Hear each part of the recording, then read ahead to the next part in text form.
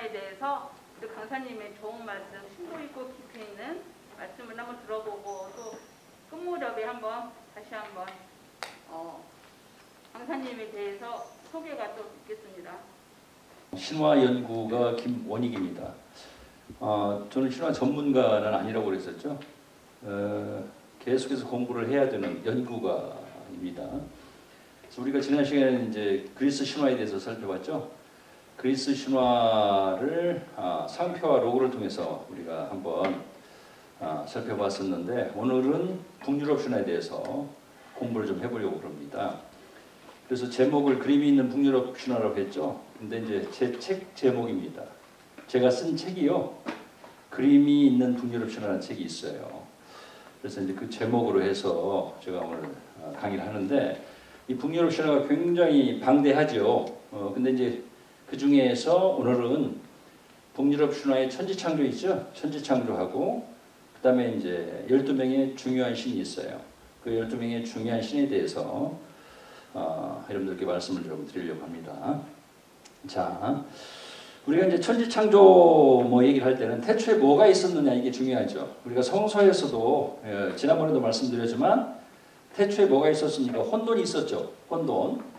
성서에 보면. 그래서 혼돈 속에서 하나님이 이 세상의 만물을 이렇게 창조하시는데 북유럽 신화에서도 태초에 무언가가 있었어요. 태초에. 그 태초에 있었던 것을 어둠이라고 얘기합니다. 그러니까 어둠이나 혼돈이나 거의 비슷하죠. 이름만 약간 달라진 거예요. 어둠이 있었다는 거예요. 칠흑같이 깜깜한 그 어둠이 있었다는 것이죠. 근데 그리스 신화에서는 뭐가 있었습니까? 카오스가 있었다고 하죠. 카오스. 아마 그리스 신화는 잘 아실 거예요. CHAOS 카오스가 있었어요. 거기서 모든 것이 만들어지거든요. 거기서 이제 신들이 만들어지고요. 그러는데 이제 북유럽 신화는 어둠이 있었다. 태초에. 자, 그래서 어둠이 있었는데 하나의 공간이었겠죠. 그 어둠이라는 하나의 공간. 근데 이제 시간이 흐르니까요. 이 어둠이라는 공간이 두 공간으로 나누어집니다. 이름이 좀 어려워요. 하나는 니플헤임이에요. 니플헤임. 또 하나는 무스펠헤임입니다. 그러니까 두 공간으로 나누어진다는 것이죠. 나누어졌는데 이름이 붙은 겁니다. 그렇죠? 그래서 무스펠헤임은 뭐냐면요. 무스펠헤임은 남쪽에 이렇게 만들어진 공간인데 어둠이 두 공간으로 나눠졌다는 것이죠. 바로 불의 나라라는 뜻입니다. 불의 나라. 그 다음에 이제 위쪽, 북쪽이죠. 북쪽은 니플헤임이라고 했어요. 얼음의 나라입니다. 그렇죠. 서로 상극을 이루죠. 불과 얼음은. 자, 그래서 이렇게 서로 갈등과衝突을 일으킬 거예요. 아마. 불이 얼음을 녹이지 않습니까? 그러니까 그 경계선에서 아주 굉장한 어떤 충돌이 일어난 거예요. 그러면서 거기서 안개가 피어오르고요. 얼음이 녹기 시작했겠죠. 자, 그래서 이제 그 틈이 갈라지기 시작합니다. 그리고 깊은 계곡이 생기게 되고요. 깊을 뿐만이 아니라 점점 더 이 불의 공간이 얼음의 공간을 잠식을 하면서요. 넓어지기도 했겠죠. 바로 그 깊은 계곡을 긴눈가가프라고 합니다. 긴눈가가프. 어렵죠. 이름 때문에 항상 문제가 된다고 그랬었죠. 무스펠헤임과 니플헤임, 그 다음에 긴눈가가프입니다. 독일어로요. 요 헤임을 독일어로 읽으면 하임이라고 합니다. 이 하임이라는 단어가 있어요. 집이라는 뜻이에요. 집. 어떤 공간이라는 뜻이겠죠. 독일어로는 하임이라고 읽는데 북유럽에서는 아마 헤임으로 읽었던 모양이에요. 그래서 헤임으로 읽습니다만은. 그래서 우리가 이제 고향이라고 할 때 독일어로 하이마트라고 합니다. 저기에 AT가 들어가면 하이마트가 되고요. 하임이 들어가면 집과 연관되어 있어요. 하여튼. 자, 그래서 헤임이라는 그런 지명이 꽤 많이 나옵니다. 이 북유럽 신화에서는. 자, 그런데 또 시간이 흐르니까요. 이 계곡에서 어떻습니까? 서리가 만들어졌어요. 그렇죠? 이렇게 얼음이 녹으면서 안개가 피어오르더니 얼음 조각들도 막 이렇게 만들어지고요. 그다음에 이제 그 사이사이에 서리가 생기기 시작했겠죠. 그리고 이제 또 시간이 흐르니까 거기서 북유럽 신화 최초의 생명체가 만들어집니다. 두 가지 생명체가 만들어지죠. 하나의 생명체는 엄청나게 큰 거인 하나가 만들어져요. 그 그 거인 이름이 이미르입니다. 그 다음에 또 어느 정도 뭐 저 시간이 흐르니까 또 하나의 생명체인 엄청나게 큰 태초의 암소라고 얘기하죠. 암소, 아우둠나입니다. 자, 아우둠나. 저는 이렇게 외울 수 있지만 선생님들은 참 힘드실 거예요. 자, 그러니까 그냥 엄청나게 큰 거인 하나하고요. 암소 한 마리가 만들어졌다. 그 서리 속에서. 그래서 서리 거인이라는 말을 들어봤을 거예요, 우리가. 그렇죠? 서리 거인. 못 들어보셨습니까? 자, 하여튼 서리 거인. 그래서 보통 북유럽 신화에서 거인들을 얘기할 때요. 서리에서 만들어졌다. 그래서 뭐 서리 거인이라고 얘기를 합니다만은. 자, 그리고요. 그 태초의 거인 이미르가 본능적으로 옆에 보니까 아우둠나라는 암소가 있죠. 암소의 젖을 빨기 시작했다라는 거예요. 그렇죠? 먹을 게 없으니까 암소의 젖을 뭐 먹어야 되겠다 해서 본능적으로 젖을 빨기 시작을 했다는 거예요. 그래서 이런 그림들이 있습니다. 여기 보시면 이게 이제 이미르죠. 암소고요. 우리가 많이 보고 있는 소 같아요. 황소 같은데요. 하여튼 자, 그다음에 또 이런 그림도 있어요. 그래서 이미르를 형상화한 것이고요. 암소를 형상화한 것이겠죠. 자, 그리고 이렇게 이제 뭐 이렇게 어느 정도 시간이 또 흘렀겠죠. 이 암소 젖을 빨면서요. 그런데 그 이후에 이 이미르가 거인 아닙니까? 거인들을 만들어냅니다. 그래서 누가 짝을 이뤄서 만들어낸 게 아니라요. 잠을 자면서 겨드랑이에 땀을 흘렸대요. 그렇죠? 그래서 왼쪽 겨드랑이에서 그 땀으로 두 거인을 만들어냅니다. 남녀 거인을 만들어내고요. 그 다음에 다리를 포겠대요. 다리를 포개가지고 머리가 6개가 달린 괴물 거인을 만들어내게 된 것이죠. 그래서 모든 북유럽 신화에 거인들의 조상이 이 3명이 됩니다. 또 거슬러 올라가 보면 이미르가 되겠죠. 엄청나게 큰 거인이니까. 자, 그런 다음에 또 이 아우둠나도 가만히 있지 않았다. 이 암소도 이 긴눈가가프라는 계곡에 있었던 얼음 조각을 이렇게 먹기도 하고 뭐 그러다가요. 어느 시점이 되니까 그 얼음 중에서 자기가 마음에 드는 얼음 하나를 핥기 시작했다는 거예요. 열심히 핥기 시작을 해가지고 3일 동안이나 핥다가 거기서 드디어 최초의 신 하나를 만들어냅니다. 그렇죠? 그게 바로 불이에요. 불이. 새의 불이죠. 불이. 네. 그러니까 뭐 암소가 얼음을 핥아가지고 조각을 해낸 것이라고 생각을 하시면 되겠죠. 그러니까 북유럽 신화의 최초의 신은요. 불입니다. 불이. 그리고 그 사이에 아까 남녀 거인이 만들어졌었는데 그 거인들이 많은 또 거인들을 낳았겠죠. 그래서 불이가 그 거인들 중에 여자 거인을 하나 택해가지고요. 서로 뭐 짝을 이루어서 그 이후에 누구를 낳느냐. 자, 여기 보시면은 보르를 낳았다. 보르.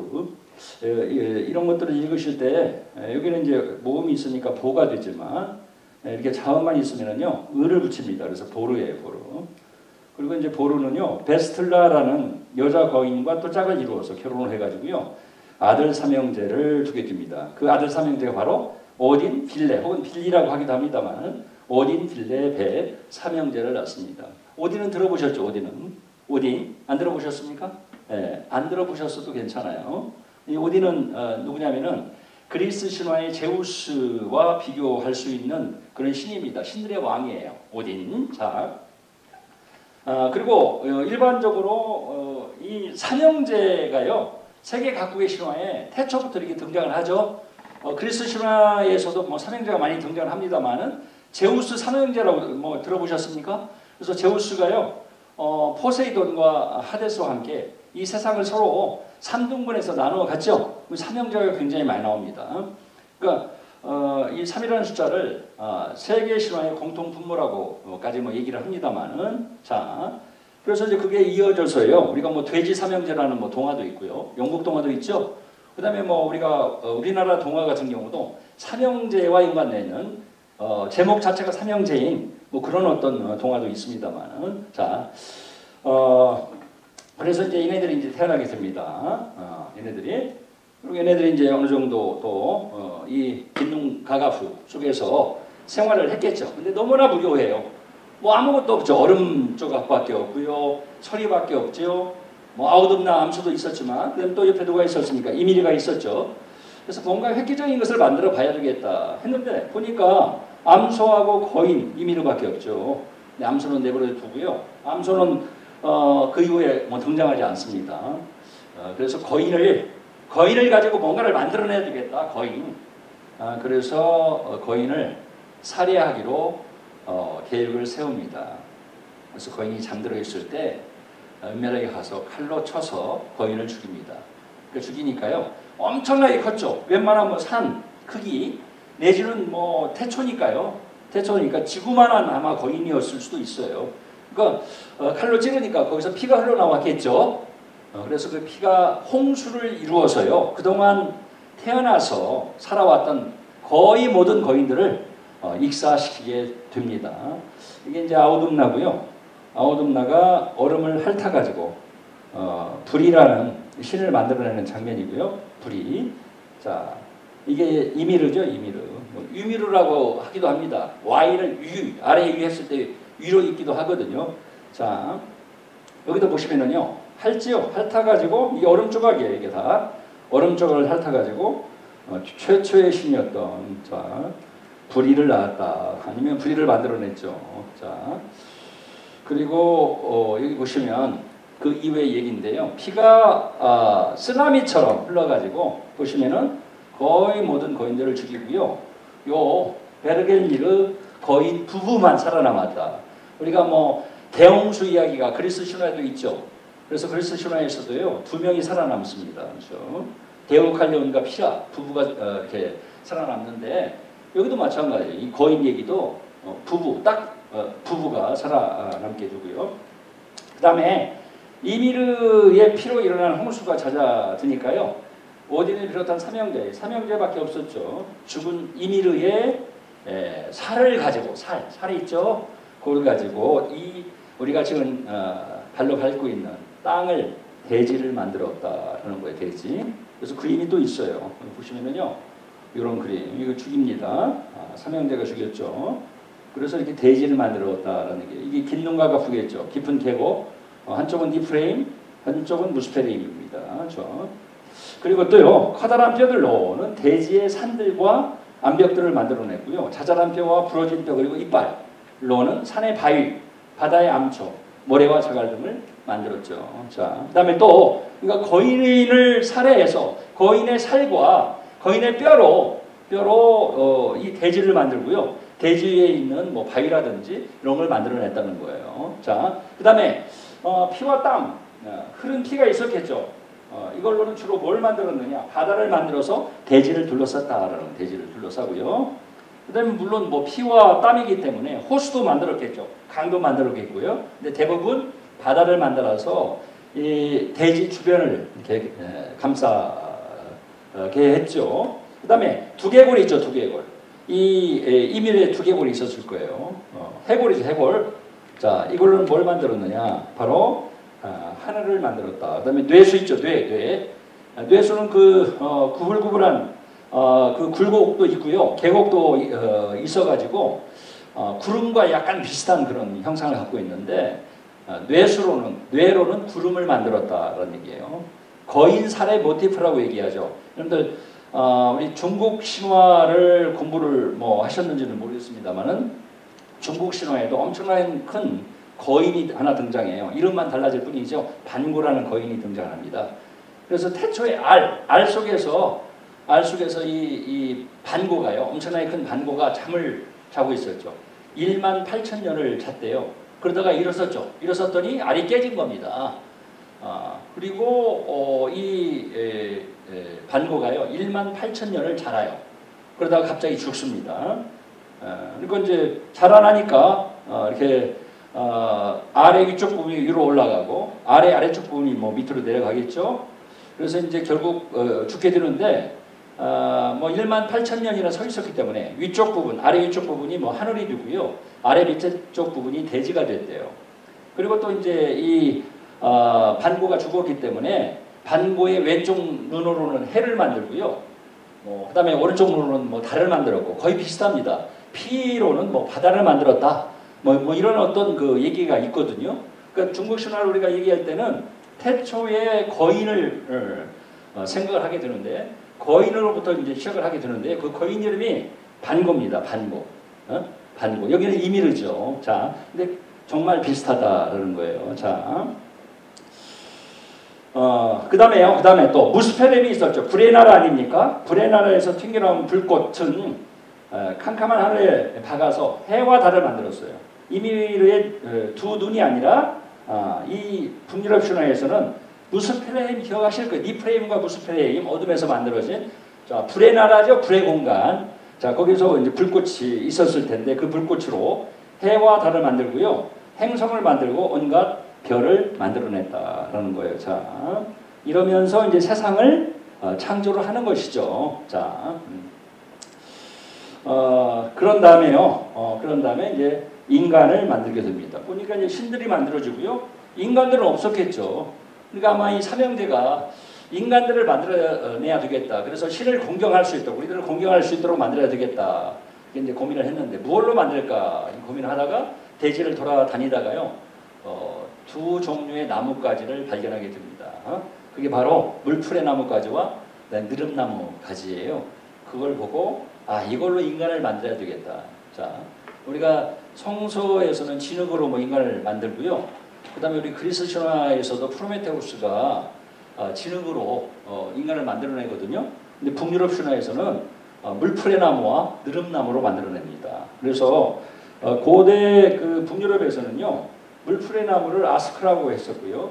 엠블라를 느릅나무라고 했거든요. 그래서 남자와 여자를 만들어냈다. 자, 그래서 이런 그림들이 있어요. 이런 그림들이.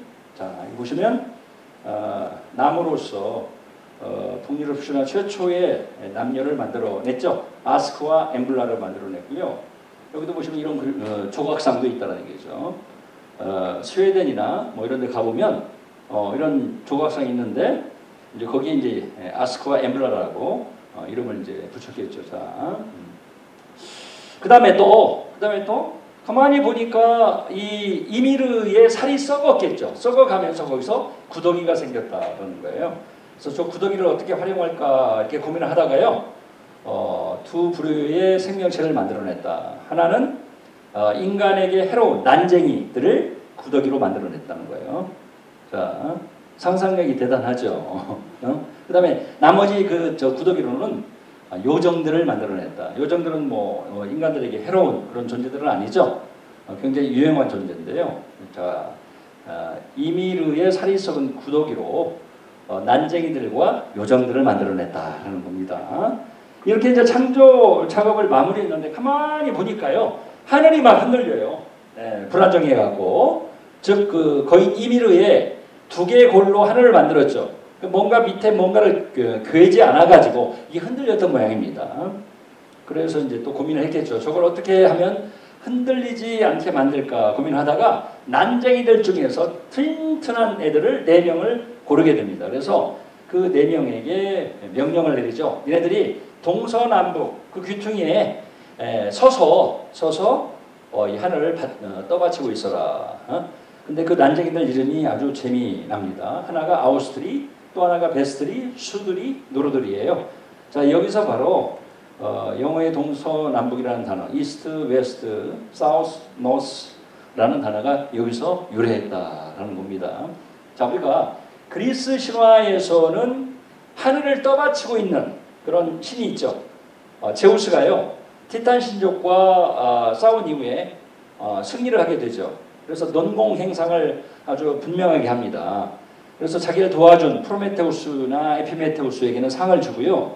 그 다음에 자기를 굉장히 힘들게 했던 어떤 신은 벌을 줍니다. 그러면서 하늘을 떠받치고 있으라는 형벌을 주죠. 누구였습니까? 누구였었죠?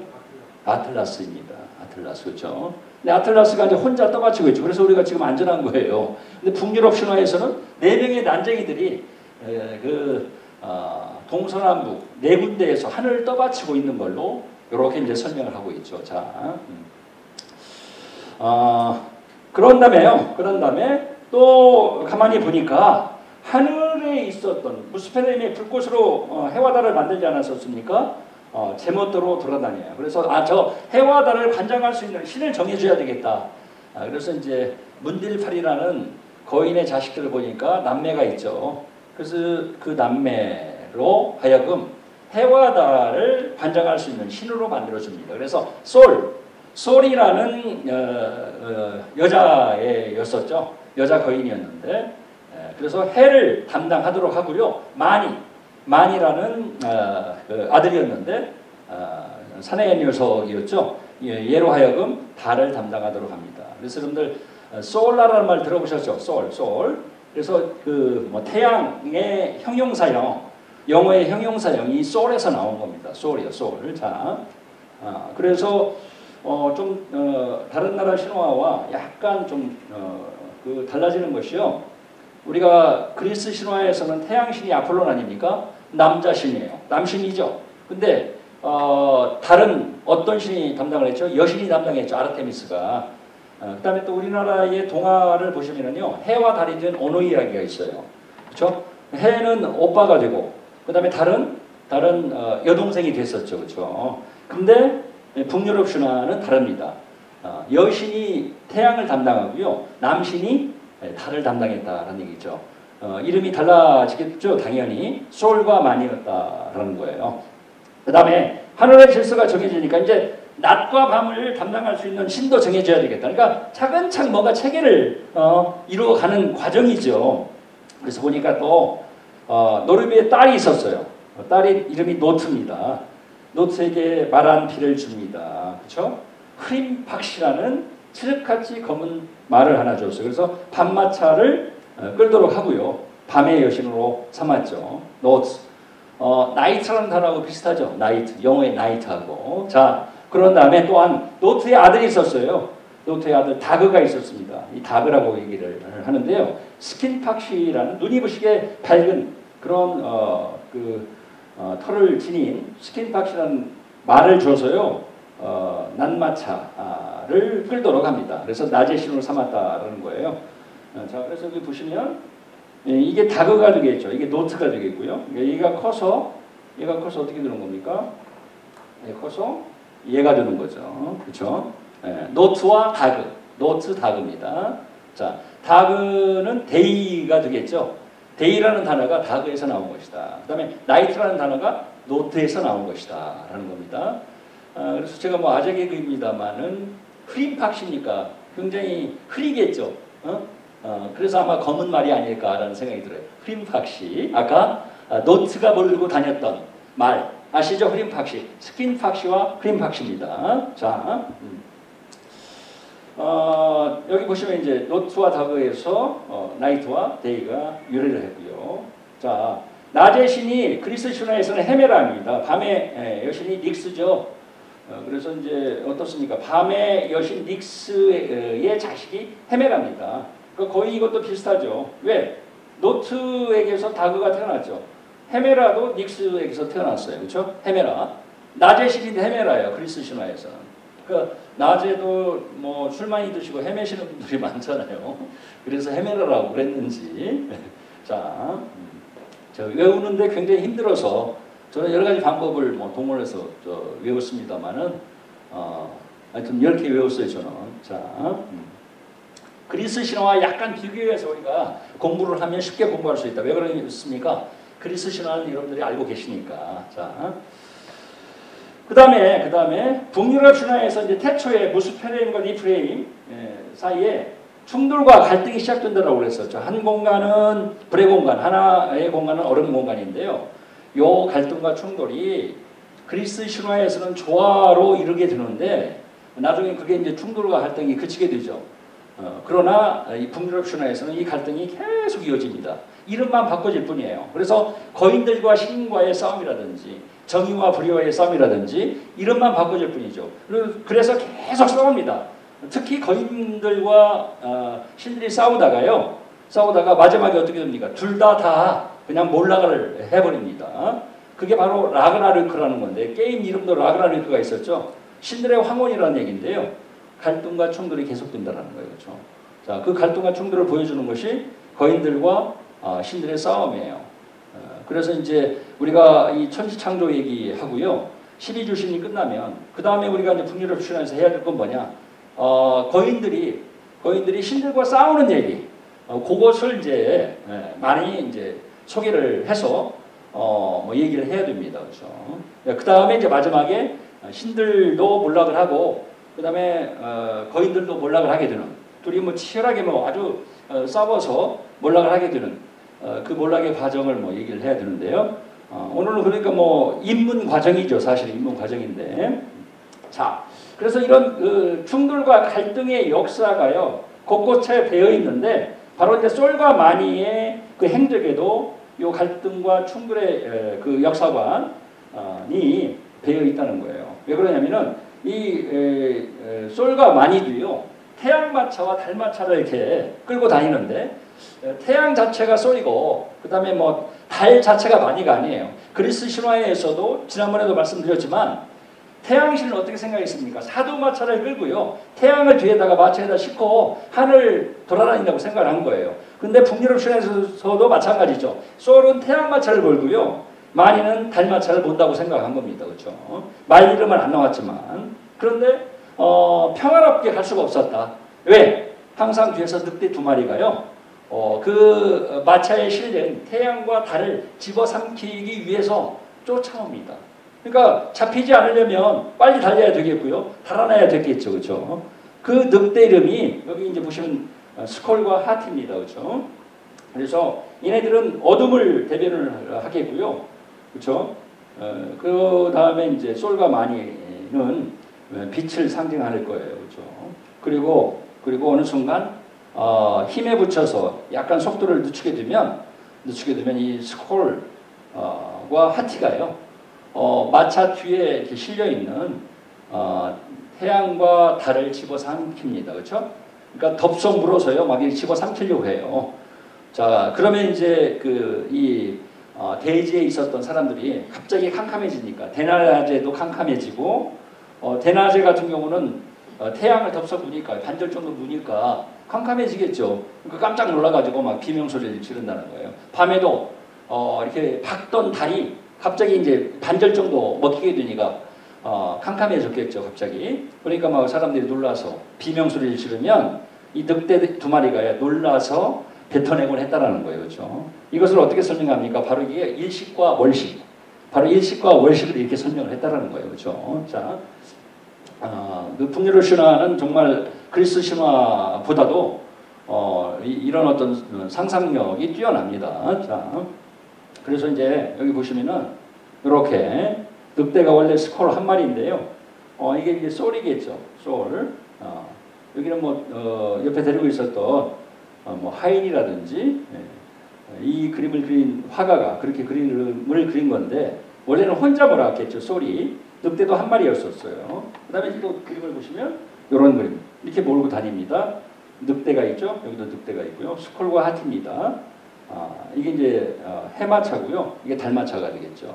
자, 그래서 이제 어느 한순간 이 늑대들이 이걸 덥석 물게 되면 뭐 캄캄해져서 그걸 이제 일식과 월식으로 이제 이해를 하시면 될 겁니다.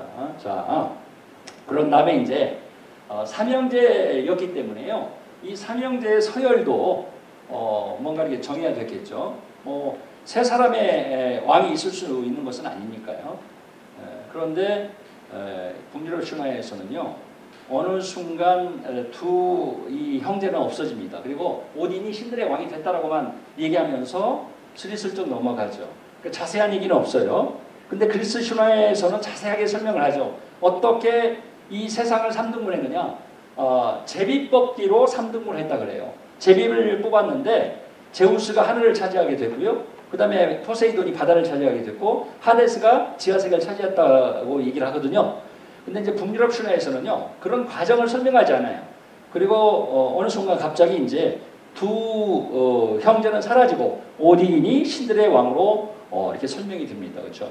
북유럽 신화의 단점이 있다 그러면은 그리스 신화는 그냥 촘촘합니다. 이야기가. 그렇죠? 아주 세밀하고요. 근데 이제 북유럽 신화는 어느 부분에서는 이렇게 슬쩍 넘어가는 부분들이 많다라는 얘기죠. 그런데 북유럽 신화 자체가 갈등과 충돌의 역사 아닙니까? 그래서 제가 생각하기로는 아마 삼형제 간에 싸움이 있었을 것이다라는 거예요. 그렇죠? 그 싸움에서 오딘이 두 형제를 누르고 신들의 왕이 됐을 것이다. 그래서 저는 제 책에서는 그렇게 설명을 하죠. 여러분들 로물루스와 레무스 로마의 그 왕들이었죠. 초대왕. 로마라는 도시국가를 BC 753년에 세웠는데 두 형제가 세웁니다. 로마를 나누죠. 나눠서 너는 여기를 차지하고 나는 이쪽을 차지할게. 그러면서 이제 이 고랑을 파서 무슨 담벼락을 쌓는다거나 장벽을 세운 건 아니에요. 고랑을 팝니다. 그래서 이제 형이었던 로물루스가 이걸 경계선으로 하자 그래요. 그러니까 레무루스가 그걸 굉장히 허투루 보고요. 이게 무슨 뭐 경계선이냐 하면서 형 내가 이렇게 넘어가도 되고 뭐 이런 건데 이게 경계선이 될 수가 없다면서 형이 한 말을 갖다가 굉장히 무시하고 막 그러죠.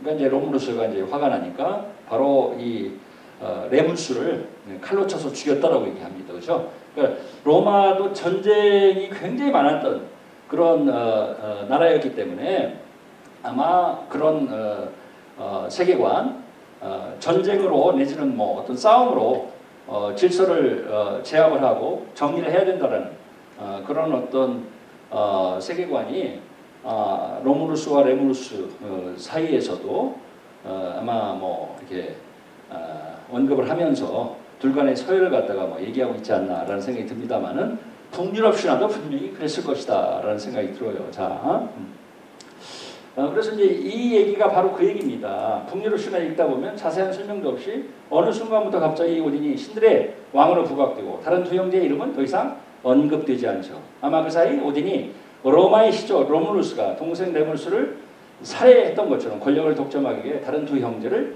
죽였을 가능성이 크다라는 거예요. 제가 이렇게 이제 해석을 한 거고요. 아무 뭐 얘기가 없다 보니까 자, 그다음에 이제 뭐 신들도 많아지고요. 그다음에 또 뭐 거인들도 뭐 계속 뭐 태어나고 난쟁이들도 많이 태어나고요. 그다음에 또 뭐 뭡니까 아까 얘기도 요정들도 많이 태어나고 뭐 그랬겠죠. 특히 신들이 많이 이제 태어나니까요. 그래서 신들이 많아지니까 갈등이 생길 수밖에 없었다는 얘기죠. 생각이 다른 뭐 신들이 있어가지고 두 부류로 나누어지게 됐다라는 거예요, 그렇죠? 그러니까 두 신족이라고 뭐 얘기를 하면 되겠네요. 아니면 두 사람으로 치면 뭐 부족이라고 할 수도 있겠고요. 그 많아지니까 두 패로 나누어졌는데 그 한쪽 패의 이름이 아스 신족입니다. ASS 아스 신족이고요. 다른 신족이 반신족이에요. 그래서 아마 어떤 열등한 지역에서 서로 아까 얘기한 것처럼 로물루스와 레무스가 어떤 지역을 나누어서 이렇게 가진 것처럼 얘네들도 아마 떨어져서 이렇게 일정한 거리를 두고 아마 살았을 거예요. 그렇죠? 뭐 이렇게 같이 사는 것보다 너희들은 그쪽에 살고 나는 이쪽에 사는 게 좋겠다 해가지고 아마 두 지역으로 나누어서 살고 있었던 것 같아요. 그런데 어느 날이었어요. 반신족에게서 어떤 여신이 아스신족으로 찾아옵니다. 그 여신 이름이요 굴베이크라는 여신이에요. 굴베이크가 무슨 뜻이냐면 황금 열망이라는 뜻입니다. 황금을 열망, 황금 열망이라는 뜻이죠. 근데 와가지고 굉장히 자랑을 합니다. 자기는 황금의 여신인데 이 세상에 있는 모든 황금의 소재를 안다는 거예요. 그래서 자기가 속해 있는 반신족의 그릇이라든지 식기, 그다음에 무슨 뭡니까 가구 이런 것들이 다 황금이라는 거예요, 그렇죠? 그래서 막 자랑을 하죠. 그게 다 자기 덕택이라는 것이죠. 그러니까 이제 황금에 대한 어떤 욕심이라든지 그런 것들이 전혀 없었던 아스 신족의 마음 속에서 황금에 대한 어떤 욕구라든지 열망이 막 생기게 되죠. 그래서 이 아스 신족들이요 굴베이크 여신에게 부탁을 한 거예요. 우리에게도 황금이 어디 있는지 알려주면 참 좋겠다. 그러면서 이제 뭐 얘기를 하니까 굴베이크라는 이 여신이요 황금의 여신인데 전혀 뭐 알려주지를 않죠. 아무리 채굴을 하고 그다음에 아무리 부탁을 해도 들어주지 않으니까 아스 신족들이 화가 났겠죠. 그래서 어떻게 했느냐 꽁꽁 묶어서 장작불을 피워서요 활활 타오르는 장작불 속에다가 이 굴베이크 여신을 집어넣었대요.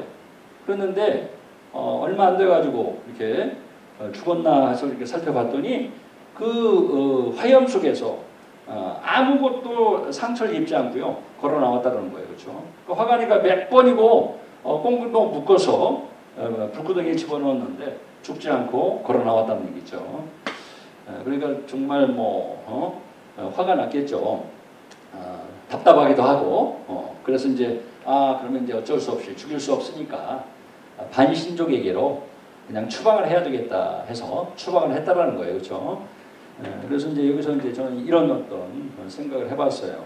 황금의 여신이 절대로 죽지 않는다라는 것은 우리 인간의 마음 속에서도 황금에 대한 욕망, 돈에 대한 욕망이 이렇게 한 번도 뭐 사라지지 않는 그런 어떤 상황을 이 굴베이크의 어떤 에피소드를 통해 가지고 아마 설명하고 있지 않을까라는 어떤 생각이 들었어요, 그렇죠?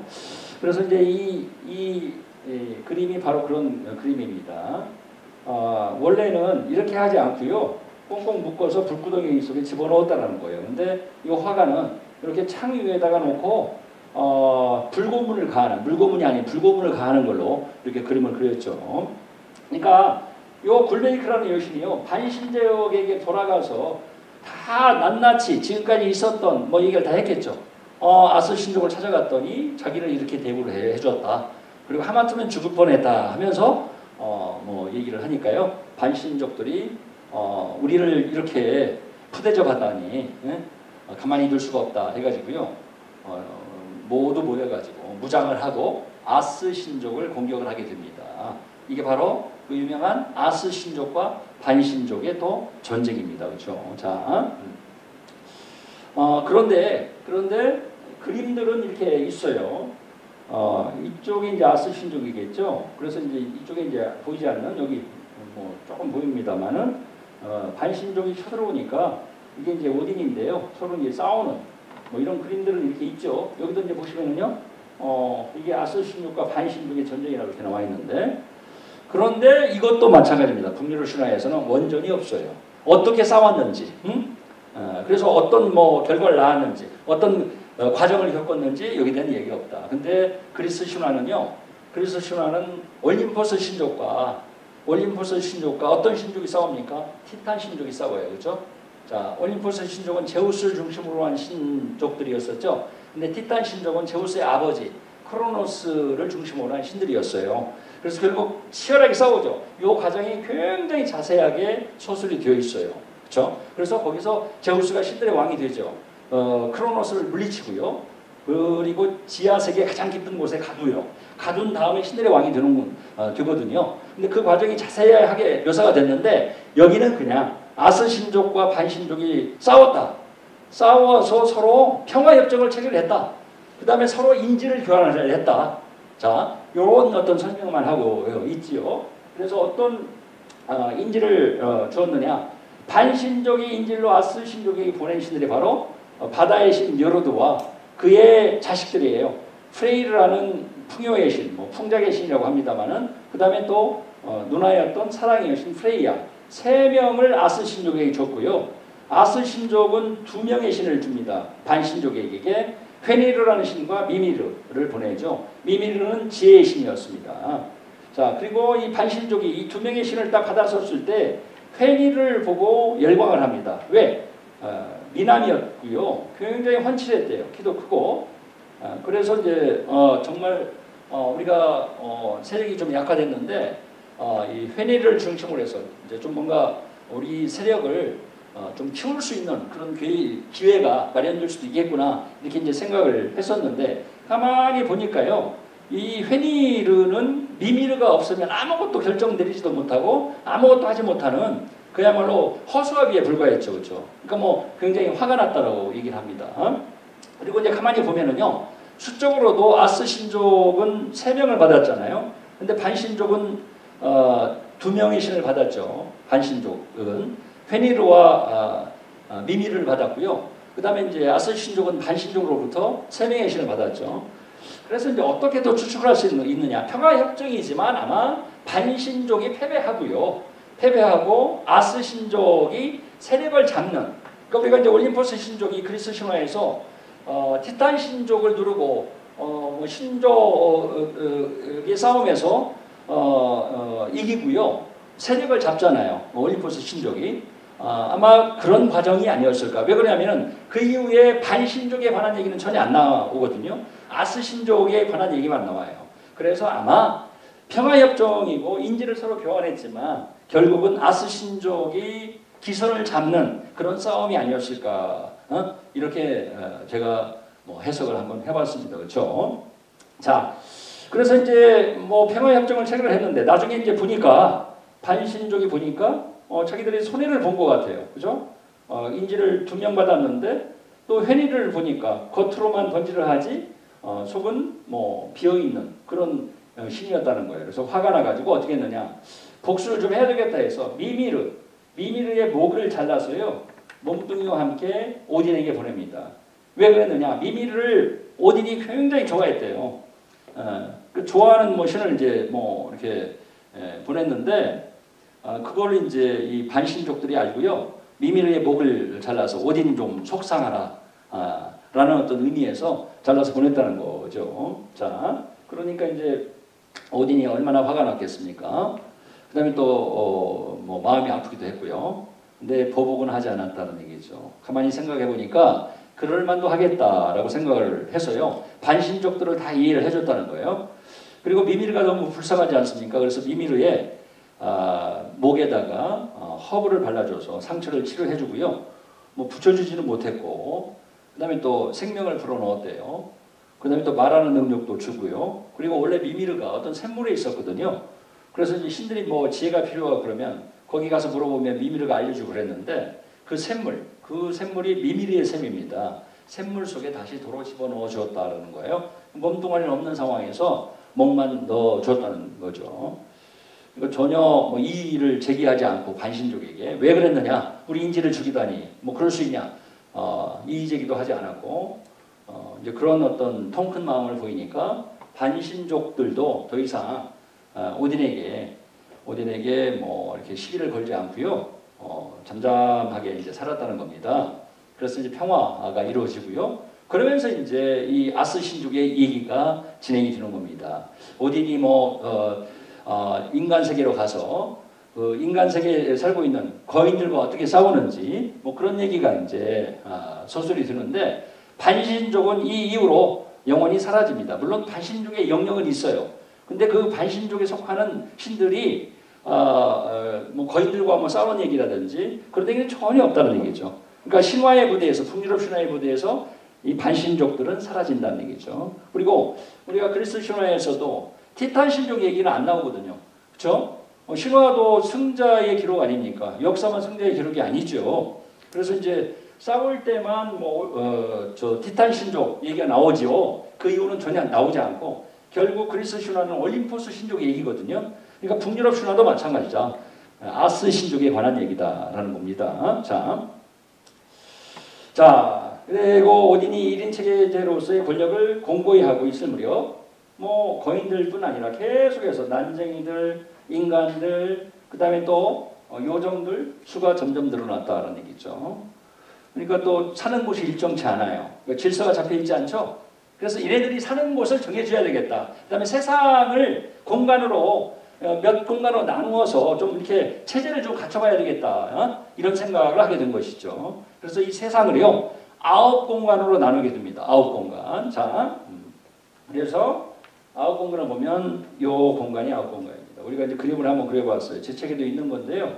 태초에 니프레임과 무스페레임이 있죠. 기억하시죠? 니프레임. 어렴풋이 기억나죠? 어렴풋이. 니프레임은 얼음의 공간이고요. 무스페레임은 불의 공간이 아니었습니까? 어둠 속에서 두 공간이 생겨났잖아요. 니프레임과 무스페레임. 그 다음에 대지가 만들어졌죠. 이미르의 살로 대지가 만들어졌어요. 그 대지를 미드가르드, 미들, 중간지대라고 하지 않습니까? 우리가 반지의 제왕을 보면 중간지대가 나오는데 중간지대가 바로 이 세상입니다. 그렇죠? 여기서 나온 거예요. 북유럽 신화에서 모티프를 갖다가 쓴 것이죠. 중간지대가 있었죠. 자, 그 다음에 또 아스가르드가 있어요. 자, 아스가르드는 아스 아닙니까? 아스 신족이죠. 그렇죠? 신들의 영역이에요. 근데 아스 신족만 살았던 게 아니라 누가 있었느냐? 이 지역에 한 귀퉁이에 바나헤임 해서 반신족이 살고 있었던 곳이 있었다. 물론 얘네들 얘기는 안 나옵니다만은 얘네들도 아스 신족이 사는 아스가르드에 살고 있었다는 얘기예요. 한 귀퉁이에. 걔네들이 살고 있는 지역이 바나헤임입니다. 그렇죠? 바나헤임. 그러니까 바나라고 이제 한 거죠. 반헤임이라고 하지 않고 바나헤임. 자, 그 다음에 아스가르드가 있고 신들. 자, 오딘을 중심으로 한 신들이 사는 곳 알프헤임은 뭐냐면 요정들이 거주하는 곳. 그러니까 아스가르드에는 총 3지역이 있었다. 아스 신족이 사는 곳, 그 다음에 바나헤임, 알프헤임이 있었다는 것이고요. 그 다음에 미드가르드에는 인간들이 살고 있는 이 가장 중요한 지역이 있었고요. 양쪽에 요툰헤임이 있었어요. 헤임이죠, 다 헤임. 헤임은 뭐냐? 아까 공간이라고 그랬었죠. 요툰헤임은 거인들이 사는 곳이에요. 그러니까 거인들도 인간들과 함께 살았어요. 자, 중간지대. 그 다음에 여기 스파르타 알프헤임입니다. 이거는 난쟁이들이 살았다. 난쟁이들이 주로 어디 삽니까? 동굴 속에 살았겠죠. 그렇죠? 이 대지의 동굴 속에서 하여튼 뭔가 뭐 대장장 일을 하면서 온갖 뭐 장신구 이런 것들을 만들어냈었죠. 자, 그래서 결국 이게 이제 6개 아닙니까? 6개. 그렇죠? 6 공간이고요. 니프레임이 있고 그 다음에 여기 무스프레임이 있는데 이 무스프레임, 이 중간지대, 즉 대지의 가장 깊은 곳에 헬헤임이라고 있어요. 헬헤임은 뭐냐? 지옥 내지는 지하세계입니다. 그래서 여기서 헬은요, HEL이거든요. 근데 우리가 영어는 HELL이죠.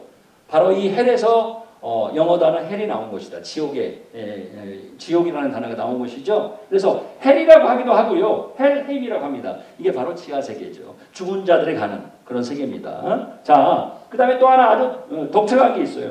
뭐가 있습니까? 바로 아스가르드와 미드가르드를 연결해주는 사다리가 하나 있었다. 바로 무지개 다리라고 얘기합니다. 무지개 다리. 불과 물과 뭐 공기로 이루어져 있대요. 그래서 이 미드가르드에서 이렇게 올라갈 수도 있고요. 아스가르드에서 내려올 수 있죠. 그런데 이 미드가르드에서 인간이 이 비프로스트, 이게 사다리인데요. 비프로스트를 타고 아스가르드로 올라가는 경우는 없어요. 주로 신들이 내려오죠. 신들이. 자, 내려와서 어디를 갑니까? 인간 세계도 돌아다니고요. 신들이 요툰헤임에 갑니다. 즉 거인들이 사는 지역에 가요. 그래서 거인들을 만나서 싸우는 얘기. 그 얘기가 바로 이제 아주 북유럽 신화에서 중요한 얘기다. 여러 가지 사건이 벌어지죠. 그렇죠? 근데 주로 거인들이 올라가서 싸움이 벌어지는 게 아니라 신들이 내려와서 얘네들을 응징하는, 그러면서 이제 갈등이 일어나는데 그 에피소드가 북유럽 신화의 많은 부분을 차지한다는 얘기죠. 그렇죠? 자, 우리가 기회가 있으면 이제 나중에 2강이나 3강 이런 데서는 그런 얘기를 아마 할 수가 있을 거예요. 지금은 뭐 입문이라고 말씀을 드렸었죠. 자, 이게 아주 독특하다는 얘기죠. 사다리. 우리가 성경에도 보면 야곱의 사다리라고 뭐 아마 들어보셨을 거예요. 그렇죠? 그다음에 우리가 제주도 신화에도 보면 노각성자 부주라는 게 있어요. 그래서 이 지상에서 하늘로 올라갈 수 있는 뭐 사다리가 있었다라고 얘기하는데, 그다음에 또 우리가 그리스 신화에도 보면은요, 뭐 파에톤이 아버지를 막 찾아가고 그러거든요. 파에톤이 이제 이 지상에 살고 있었던 헬리오스 태양신의 아들이었어요. 그래서 싱글맘 밑에서 자라다가 아버지를 의식할 때쯤 돼가지고 우리 아빠 누구야? 그러니까 이제 엄마가 알려주죠. 저 태양신이 네 아빠다. 그러니까 하늘로 올라가거든요. 분명히 올라가는 뭐가 있었을 것이다라는 거예요. 그렇죠? 근데 북유럽 신화는 분명하게 이게 있죠. 그리고 이제 마지막에 이제 이 요툰헤임에 있는 거인들이 다 모여가지고 마지막에 이 비프로스를 타고요. 여기 가서 아스가르드 평원에서 요 아스신족과 한판 싸움을 벌이게 됐죠. 이게 라그나로크입니다. 여기서 거인들도 죽고요. 신들도 다 죽어요. 그렇죠? 라그나로크. 자, 그래서 이 9가지 공간. 자, 그래서 이걸 자세히 한번 뭐 살펴보도록 하죠. 아스가르드를 보면 비프로스트잖아요. 인간, 거인, 난쟁이들이 사는 지상과는 비프로스트라는 무지개 다리로 연결되어 있다라는 얘기죠. 자, 아스가르드는 그리스 신화의 신들의 궁전에 들어서 있는 올림푸스 산 위처럼 하늘 위 구름에 숨어 있어서 지상에서는 보이지 않는 공간으로 생각하면 되고요. 둘째, 반신족이 거주하는 곳이 아스가르드에 있었다. 한 귀퉁이에 바나헤임이죠. 바나헤임. 자, 셋째는 요정들이 거주하는 알프헤임이 있었다. 알프. 그렇죠? 바나헤임. 바나헤임 한번 볼까요? 이런 맥주집이 있더라고요. 바네하임으로 독일어로 읽었어요. 바네하임. 자, 제가 서울 과기대에서 이렇게 강의를 하는데 공릉역 근처에 있더라고요. 그래서 소개를 받아서 가봤죠. 그래서 이제 아마 북유럽 신화에 반신족이 사는 그 지역 이름을 따서 이렇게 이제 한 것이죠. 그러나 사실 북유럽 신들은 맥주를 마시지 않습니다. 북유럽 신들은 벌꿀술을 마셔요. 그렇죠? 그리스 신들은 뭘 마십니까? 그리스 신들은 포도주를 마신다고 그러잖아요. 그래서 뭐 신의 물방울이라고 그러죠. 뭐 만화도 있고 이제 그러는데, 근데 어울리진 않죠. 그러나 이름은 뭐 예뻐서 저도 가봤죠. 가봤는데 맥주가 뭐 이건 이제 로고이고요. 맥주가 이렇게 흑맥주가 있는데 흑맥주 이름이 정말 절묘하게도 노트예요. 노트가 뭡니까? 노트가 아까 밤의 여신이었잖아요. 밤의 여신. 그렇죠? 나이트가 여기서 나온 것이죠. 북유럽 신화의 밤의 여신이에요. 그리스 신화의 밤의 여신은 닉스입니다. 그러나 노트죠. 그러니까 시커멓잖아요. 그래서 이름을 절묘하게 지었구나 이렇게 생각을 했고요. 그 다음에 여기 보시면 이게 이제 프레야 에일이라고 그러는데 프레야는 프레이야일 거예요. 사랑의 여신이거든요. 사랑의 여신. 그래서 이제 프레야라는 이름을 붙였는데 그래서 이제 그 메뉴판을 봤죠. 여기에 대한 뭐 스토리텔링이 돼 있나 하고 아무리 주제와도 없어요. 그렇죠? 물론 창업자는 아마 이걸 알고 이름을 이렇게 붙였을 거예요. 그러나 어디에도 설명이 없으니까 제가 또 뭐 이렇게 뭐 항의할 수도 있는 것도 아니고 충고할 수 있는 것도 아니고 또 맞으면 안 되니까 자 혼나면 안 되잖아요. 뭐 맞기야 하겠습니까만은 자 괜히 불쾌할 수도 있죠. 그래서 뭐 기회가 있을 때마다 가끔 갑니다. 제가 여기서 지금 홍보하기 위해서 이렇게 말씀드리는 건 아니고요. 전혀 관계가 없어요. 저하고는 관계가 없습니다만은 자 근데 맥주 맛이 끝내줍니다. 그렇죠? 맥주 경연대회 가서도 뭐 우승도 하고 막 그래갖고 상장도 있고 그래요. 그렇죠? 기회가 있으시면 언젠가 한번 가보실 수 있었으면 좋겠어요. 그렇죠? 자, 물론 뭐 전주에도 맛있는 곳 많을 겁니다. 그렇죠? 자, 이렇게 있고요. 그 다음에 넷째는 미드가르드죠. 인간들이 거주한 미드가르드인데 이 안에 스파르타 알페임이 있고요. 요트네임이 있다. 헤임. 자, 스파르타 알페임은 난쟁이, 요트네임은 거인들이 사는 곳이고요. 일곱째와 여덟째는 무스페리움과 니프레임. 태초에 있었던 무스페리움, 니프레임 아시죠? 불의 공간, 물의 공, 뭡니까? 불의 공간, 얼음의 공간. 자, 니프리라는 것이 뭐냐면 안개라는 뜻인데요. 서리 뭐 이런 뜻이에요. 니플헤임, 그러니까 얼음의 공간, 서리의 공간 뭐 이런 뜻이죠. 자, 아홉째는 헬 혹은 헬헤임. 헬만 써도 된다. 자, 그래서 여기에서 이 지역을 즉 그 지하 세계를 관장하는 애가 누구냐? 로케의 딸이 있어요. 그 걔의 이름도 헬이에요. 헬. 지옥이라는 단어, 이 헬이 여기서 유래한 것이다라는 겁니다. 자, 그다음에 또 이걸로 세계 창조가 끝났느냐? 그게 아니죠. 오딘이 그 전부터 아주 오래 전부터 나무 하나를 키우고 있었다. 근데 그 나무 이름이 이그드라실인데요. 이 뿌리가요. 이 9공간 중에 3곳에 뿌리를 받고 있고요. 즉 미드가르드의 하나, 그 다음에 아스가르드의 하나, 그 다음에 헬헤임의 하나, 3군데의 뿌리를 받고 있고요. 엄청나게 커가지고 이 나무가 9공간을 아우르고 있어요. 그러니까 9공간을 아우를 수 있도록 아마 오딘이 이 나무를 키우고 있었을 거예요. 그렇죠? 나뭇가지가 다 공간, 9공간을 다 이제 이 나뭇가지가 들이우게 되는 그런 나무를 키우고 있었다라는 얘기죠. 그래서 또 이것도 북유럽 신화를 보면 어디서 생겨났는지 모르지만 언제부터인지 나무가 크기 시작했다. 그래서 9공간을 다 이렇게 거치게 됐다. 이렇게 설명하기도 하고요. 또 어떤 그 원전을 보면 오딘이 계획적으로 이 나무를 만들어냈다라고 얘기합니다. 그렇죠? 자, 그래서 세계수라고 하기도 해요. 전 세계 9개의 공간을 다 아우르기 때문에 세계수, 나무 숫자를 써가지고 세계수라고도 합니다만은 자, 여기 보면 이게 이제 Y가 위로도 발음을 한다고 그랬죠. 그래서 이그드라실 혹은 이그드라실 이라고 한다면 이그드 이거로 가야 되는 이그드라실. 자, 여기 보세요.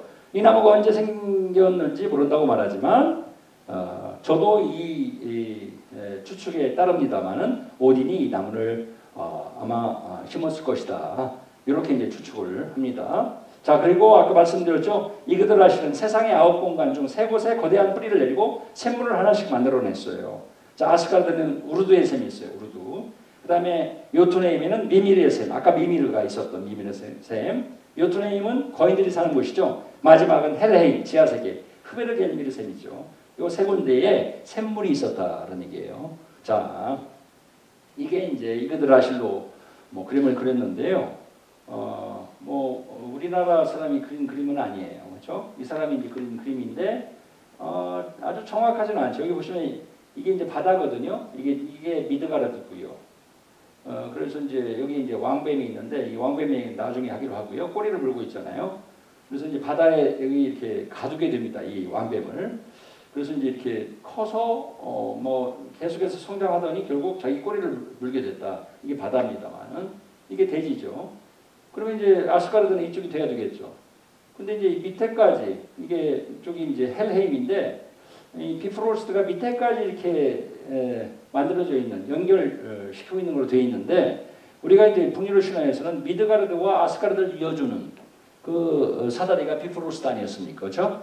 그러니까 그림이 완벽하지 못하고요. 물론 아홉 공간을 아우르고 있는데 뿌리가 여기 있고요. 여기 중간지대도 있고 여기 보면 지하세계도 있어요. 뿌리가 세 곳에. 그러니까 저도 그림을 그려봤습니다만은 그리고 이제 뭐 디자이너와 함께 뭐 얘기하면서 그려봤죠. 이렇게 완벽하게 그 서술되어 있는 것을 그림으로 그려낼 수는 없는 것 같죠. 그러니까 이분도 아마 막 그림을 그리다가 굉장히 아마 혼동을 일으키고 뭐 그러다가 하여튼 뭐 이렇게 그림을 완성한 것 같은데 또 있어요. 이런 그림도 있고요. 이게 이제 헬헤임이거든요. 그다음에 여기 저 미드가르드고요. 근데 사다리는 제대로 돼 있잖아요. 미드가르드에서 아스가르드 이렇게. 그리고 여기에도 뿌리가 중간에 나 있는 걸로 돼 있고 여기도 뭐 뿌리가 있고요. 그다음에 여기도 이제 뿌리가 이렇게 있는 걸로 이렇게 돼 있죠. 그러니까 이제 뭐 이렇게 세 곳에 뿌리를 내리고 있다. 그리고 세 곳에 샘이 있다. 그 뿌리 근처에 뭐 이런 것을 근거로 해서 제대로 만들려고 뭐 애를 썼습니다만은 세계수죠. 세계수. 자, 이거 보시면 이렇게 또 그림을 그리기도 했어요. 이거 보면 중간지대 아스가르드, 그 다음에 이제 헬헤임 이쪽이죠. 그리고 이제 뿌리가 이렇게 세 곳에 내려 있는데, 요 그림은 위쪽에 이렇게 가지를 들이고 있는. 근데 또 북유럽 신화에서 설명하고 있는 것처럼 이 가지가 이 각각에 이렇게 들여져 있다 이런 설명이 있거든요. 이제 그러니까 그것을 충족시키지는 못하고 있어요, 그렇죠? 그냥 위쪽에 우산처럼 아홉 공간을 받치고 있는 그런 그림으로 그렸죠. 오히려 더 적당한 그림이 될 수도 있죠. 또 있습니다. 이것과 비슷한데 여기도 마찬가지죠. 이렇게 세계수가 있고요. 이거 어떻게 보면 아마존이 될 수도 있고 이게 그렇죠? 우리 지구의 허파라고 그러잖아요. 자, 그래서 이제 아스가르드가 있고, 그다음에 여기 이제 그 무지개 다리가 있죠. 미드가르드이고요. 헬이잖아요. 이렇게 돼 있는데, 그다음에 여기 이그드라실 이렇게 되지. 이그드라실입니다. 자, 이렇게 돼 있고요. 그다음에 세 곳의 샘, 우르드샘. 아스가르드에 있는 우르드샘이에요. 그래서 이 우르드샘을 관리하는 관리자들이 있었다는 얘기예요. 이 곳에는 세 명의 운명의 여신들이 살고 있는데 총칭하는 이름이 노른이에요. 노른. 세 명의 여신을 노른이라고 하고요. 그 다음에 세 명의 여신 각각의 이름이 우르드, 스쿨드, 베르단디가 있어요. 그렇죠? 우르드는 과거를 담당했던 여신이었고 베르단디는 미래, 뭐 스쿨드는 현재를 담당했던 뭐 신이었다고 그러죠. 그러니까 문명의 여신이니까 우리나라의 삼신한미와 비슷할 거예요. 생명의 실을 하나는 찾고요, 생명의 실을 나눠주고 생명의 실을 끊는. 그래서 이제 생명의 실과 연관되어 있기 때문에 우리 전통 신화에 등장하는 삼신한미, 그 다음에 그리스 신화에 등장하는 모이라이 세 자매가 있죠. 모이라이. 그러니까 아마 그것과 비교할 수 있지 않을까. 자, 그리스 신화의 운명의 여신 모이라이. 이게 단수가 모이라거든요. 운명. 모이라이. 세 자매를 총칭하는 이름이 모이라이예요. 그런데 각각의 또 이름이 있습니다. 이름이 있죠. 하나는 이제 생명의 실을 만들어냅니다. 만들어내는 신이 클로토라는 신이에요. 그 다음에 생명의 실을 나누어줘요. 그게 이제 라케시스고요. 그 다음에 생명의 실을 끊어요. 가위를 들고 있는데 이따 그림을 보시면 아시겠지만 아트로포스라고 합니다. 그러니까 이름만 달라진 거예요. 어떻게 보면. 생명의 실입니다. 물론 뭐 현재, 과거, 미래를 담당하기도 합니다만은 생명을 관장했던 신이 우르드의 샘에 살고 있었다는 얘기예요. 자, 그 우르드의 샘은 이 우르드에서 나온 거죠. 세 명의 여신 중에 한 명의 이름을 따가지고 우르드의 샘이라고 했고요. 헬헤임, 또 어떤 책을 보면 또 리프레임이라고 합니다만은 저는 이제 헬헤임으로 통일을 했죠. 헷갈리니까. 흡연을 갤미르 샘에는 수많은 뱀들이 있는데 니드호그가 있고요. 왕뱀이. 그 다음에 고인과 모인 얘네들을 중심으로 한 많은 뱀들이 있다. 근데 대장이 누구였느냐? 니드호그입니다. 니드호그. 자, 그 다음에 또 미미르의 샘은요. 그 물을 마시는 자에게 지혜를 선사하는 지혜의 샘물이에요. 미미르가 거기서 지내다가 인질로 갔다가 목만 돌아왔죠. 그렇죠? 자, 그래서 이제 뭐 여기 보시면 미미르는 매일 아침 그 샘물로 만든 벌꿀주를 마셨기 때문에 지혜로움의 화신이었다라는 얘기입니다. 자, 이게 이제 운명의 새 여신이에요.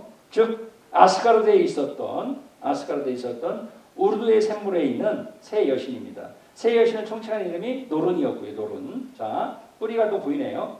이렇게 있고요. 여기도 마찬가지. 생명의 실을 찾지요. 누가 태어났잖아요. 생명의 실을 나누어줘요. 너 몇 년 살아 하고. 나중에 이제 죽을 때가 되면 가운데 있는 뭐 여신이 생명줄을 끊으면 되겠죠. 새 여신입니다. 여기도 보면 이제 이렇게 한 여신은 없습니다만은 두 여신만 이렇게 부조로 만들어 놨고요. 우리가 그리스 신화의 세 명의 운명의 여신을 보면 이렇게 되어 있어요. 생명의 실을 찾죠. 생명의 실을 만들어냅니다. 나누어 주고요. 끊어요. 이게 가위거든요. 잘 보이지는 않습니다만 여기를 보시면 가위 들고 있죠. 생명의 실을 만들어내고 생명의 실을 줍니다. 근데 얘가 끊어요. 죽을 때 되면 얘가 끊는다는 얘기죠. 자, 또 있어요. 여기도 보시면 그리스 신화의 세 명의 운명의 여신 모이라에 그렇죠. 이렇게 있다는 거예요. 근데 이제 북유럽 신화는 어디에서 만들어졌죠? 어둠에서 만들어졌다. 그리고 9공간이 중요하다. 9공간. 자, 9공간을 한번 외우실 수 있는 선생님이 계실까요? 9공간. 태초에 있었던 두 공간, 니프레임이 있었고 무스펠헤임. 헤임이라는 말이 들어가죠. 독일어로 하임이라는 뜻인데요. 집과 연관되어 있다. 공간이라는 의미인데 니프레임, 무스펠헤임이 있었고요. 그 다음에 미드가르드는 인간들이 사는 곳이었죠. 미드니까 미들입니다. 미들 중간지대에 거기는 인간들만 산 게 아니라 또 누가 살고 있었습니까? 거인들이 살고 있었어요. 요툰헤임에 살고 있었고요. 그 다음에 또 스파르트 알페임이라고 해서요. 난쟁이들이 살고 있었다. 난쟁이들과 거인들과 인간들이 함께 살고 있었단 말이에요. 그 다음에 이제 아스가르드에는 자, 아스 신족이 살고 있었죠. 가장 중요한 게 아스 신족의 본거지라는 의미입니다.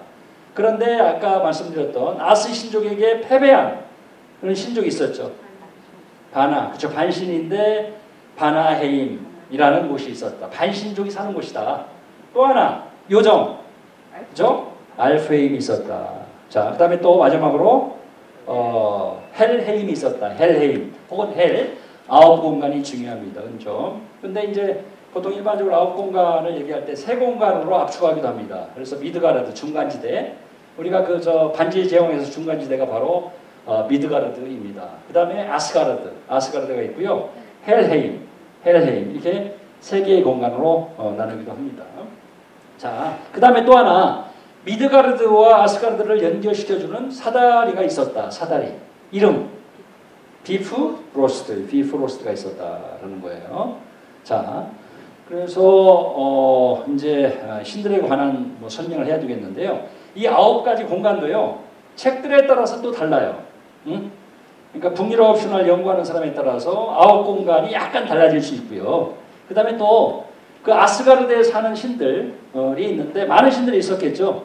근데 그 중에 이제 12명을 제가 골라본 겁니다. 이 12명을 12주신이라고 하죠. 12주신. 근데 그리스 신화는 12주신이 거의 확실하게 정해져 있습니다.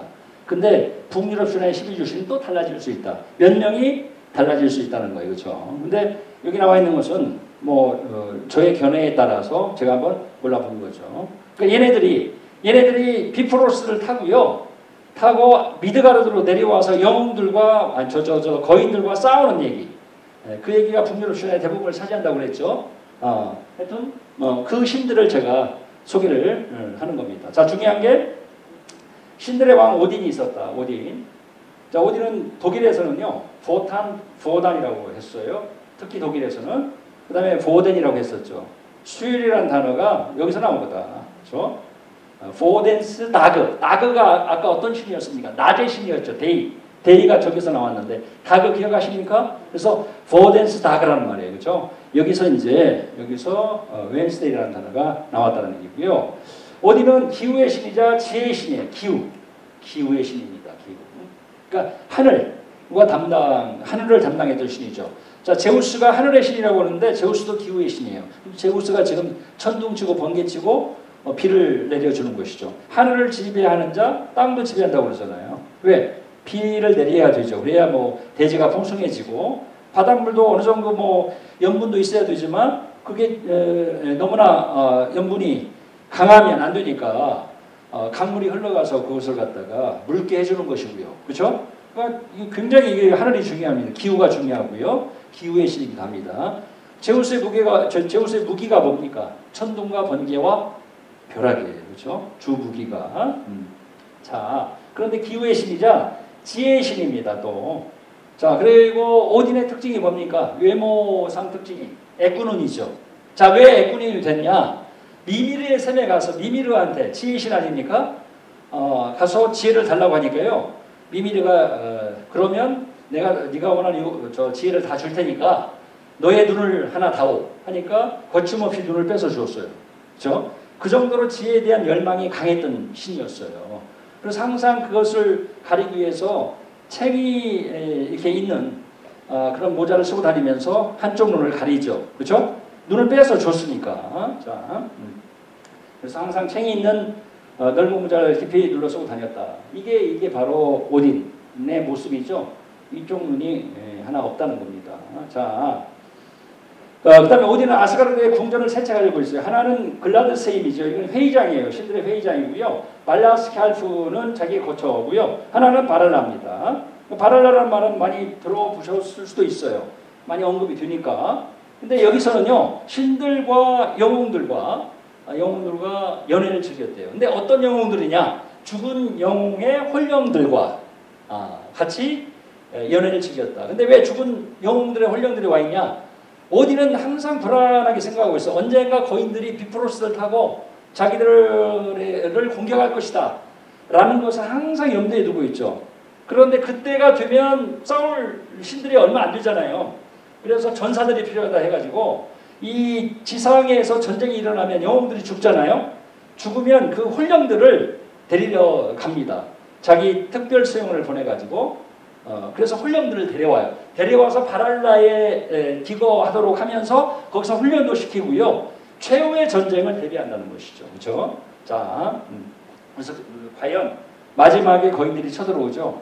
그러니까 이제 이 바랄라에서 기다리고 있던 영웅들의 홀령들이요. 전사가 돼가지고 신들 편에 가담해서 거인들과 싸우게 됩니다. 그렇죠? 자, 그런데 이 바랄라 쪽으로 영웅들의 홀령을 데려왔던 특별 소행원이 누구였느냐? 발키리아였다. 발키리아.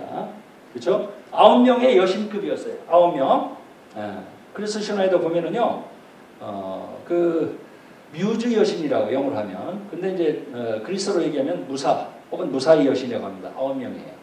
그렇죠? 9라는 수, 3이라는 숫자에서 더 확대돼요. 3, 6, 9, 12. 그래서 이제 3에서 시작한 건데 6도 3에 속하는 수라고 생각한 거예요. 3, 6, 9. 그래서 3, 6, 9라는 숫자가 많이 등장을 합니다. 12까지요. 12명의 제자, 12명의 주신 이렇게 나오지 않습니까? 자, 그래서 요게 바랄라입니다. 이게 이제 비프로스트겠죠. 그러니까 이걸 갖다가 하늘에 있는 곳이라고 생각한다면 이게 땅이라고 생각한다 그러면 연결시켜주는, 아니면 이 땅은 밑에 있을 수도 있고요. 우리가 여러 가지로 추측할 수가 있을 거예요. 이게 바랄라라는 것이고요. 여기서 지금 연애를 즐기고 있죠. 근데 발키리아들이요, 술도 따라주고 음식도 대접을 해준다는 것이죠. 영웅들에게 혹은 신들에게요. 신들과 영웅들이 연애를 즐기는 것이 바랄라였다라는 거예요. 자, 이거 보면 오딘의 모습이고요. 보탄. 자, 그래서 이제 보면 오딘이 용상에 앉아 있고 늑대 2마리가 있고요. 그 다음에 얘네들도 이름이 다 있습니다. 그 다음에 이제 까마귀 2마리가 있어요. 자, 이렇게 있고요. 이따가 이제 자세히 설명합니다. 애꾸눈이고요. 그 다음에 또 보시면 발키리아들 한번 보도록 합시다. 말을 타고 다녀요. 이렇게 한 명이 있고요. 이렇게 뭐 9명인데 다 그려져 있는지는 모르겠어요. 9명. 자, 이렇게 있죠. 이렇게. 자, 발키리아. 이렇게 됐고요. 영화 작전명 발키리 이 영화도 있습니다. 그 다음에 톰 크루즈가 주인공인데요. 톰 크루즈의 눈이 애꾸눈이잖아요. 누구를 모델로 했을까요? 오딘이 애꾸눈이니까 이 영화도 한번 보십시오. 톰 크루즈 영화는요 실망하지는 않잖아요. 그렇죠? 킬링 타임용으로 재밌을 거예요. 자, 이렇게 있고요. 그 다음에 여기 보면 오딘의 별명이 있다. 그 별명 중에 하나가 발포드르였는데 혹은 발포드였는데요. 뜻이 뭐냐? 전사자들의 아버지, 즉 영웅들의 아버지라는 거예요. 죽은 홀령들의 아버지, 죽은 영웅의 홀령들의 아버지죠. 오딘은 200개가 넘는 별명이 있다. 신들의 왕으로서 호가 많았다라는 것이죠. 우리가 보면 주사 김정희 같은 경우도 호가 굉장히 많잖아요. 유명한 사람들은요 별명이 많아요. 그렇죠? 그리스 신들도 별명을 갖고 있죠. 예를 들면 지혜의 여신 아테나는 팔라스라고 합니다. 팔라스 하면 그냥 아테나예요. 그렇죠? 예. 자, 그 다음에 그리스 신들은 포도주를 마셨지만 아까 북유럽 신들은 헤이드룬이라는 염소의 젖을 넣어 만든 벌꿀 술을 마셨고요. 또 하나 신기한 동물이 있었다. 세흐림 니르라는 동물이 있었어요. 근데 이게 멧돼지처럼 생겼는지 뭐 닭처럼 생겼는지 거기에 대한 언급은 없어요. 그냥 신기한 동물이라는 거예요. 그런데 얘는요 잡아먹으면 그 다음날 또 다시 새로 태어납니다. 새로 만들어져요. 그렇죠? 그래서 이 고기가 떨어질 날이 없었다라고 얘기를 합니다. 자, 그 다음에 아까 말씀드렸죠. 영웅들, 죽은 영웅들은 양편으로 나뉘어 실전처럼 서로 전력을 다해 싸웠죠. 그리고 얘네들을 총칭하는 이름이 에인헤라르예요. 예, 이 에인이라고 했죠. 근데 이제 독일어로 읽으면은요 아인이라고 읽습니다. 근데 독일어로 1이라는 숫자가 아인스예요. 아인스. S가 들어가면 아인스거든요. 그래서 아마 독일어의 의미가 들어가 있지 않을까라는 생각이 들어요. 왜냐하면 이건 무슨 뜻이냐? 한 번 싸우는 자들. 언제 싸워요? 마지막에 거인들이 쳐들어왔을 때 그때 한 번 싸운다는 것이죠. 그렇죠? 그래서 에인헤라라고 합니다.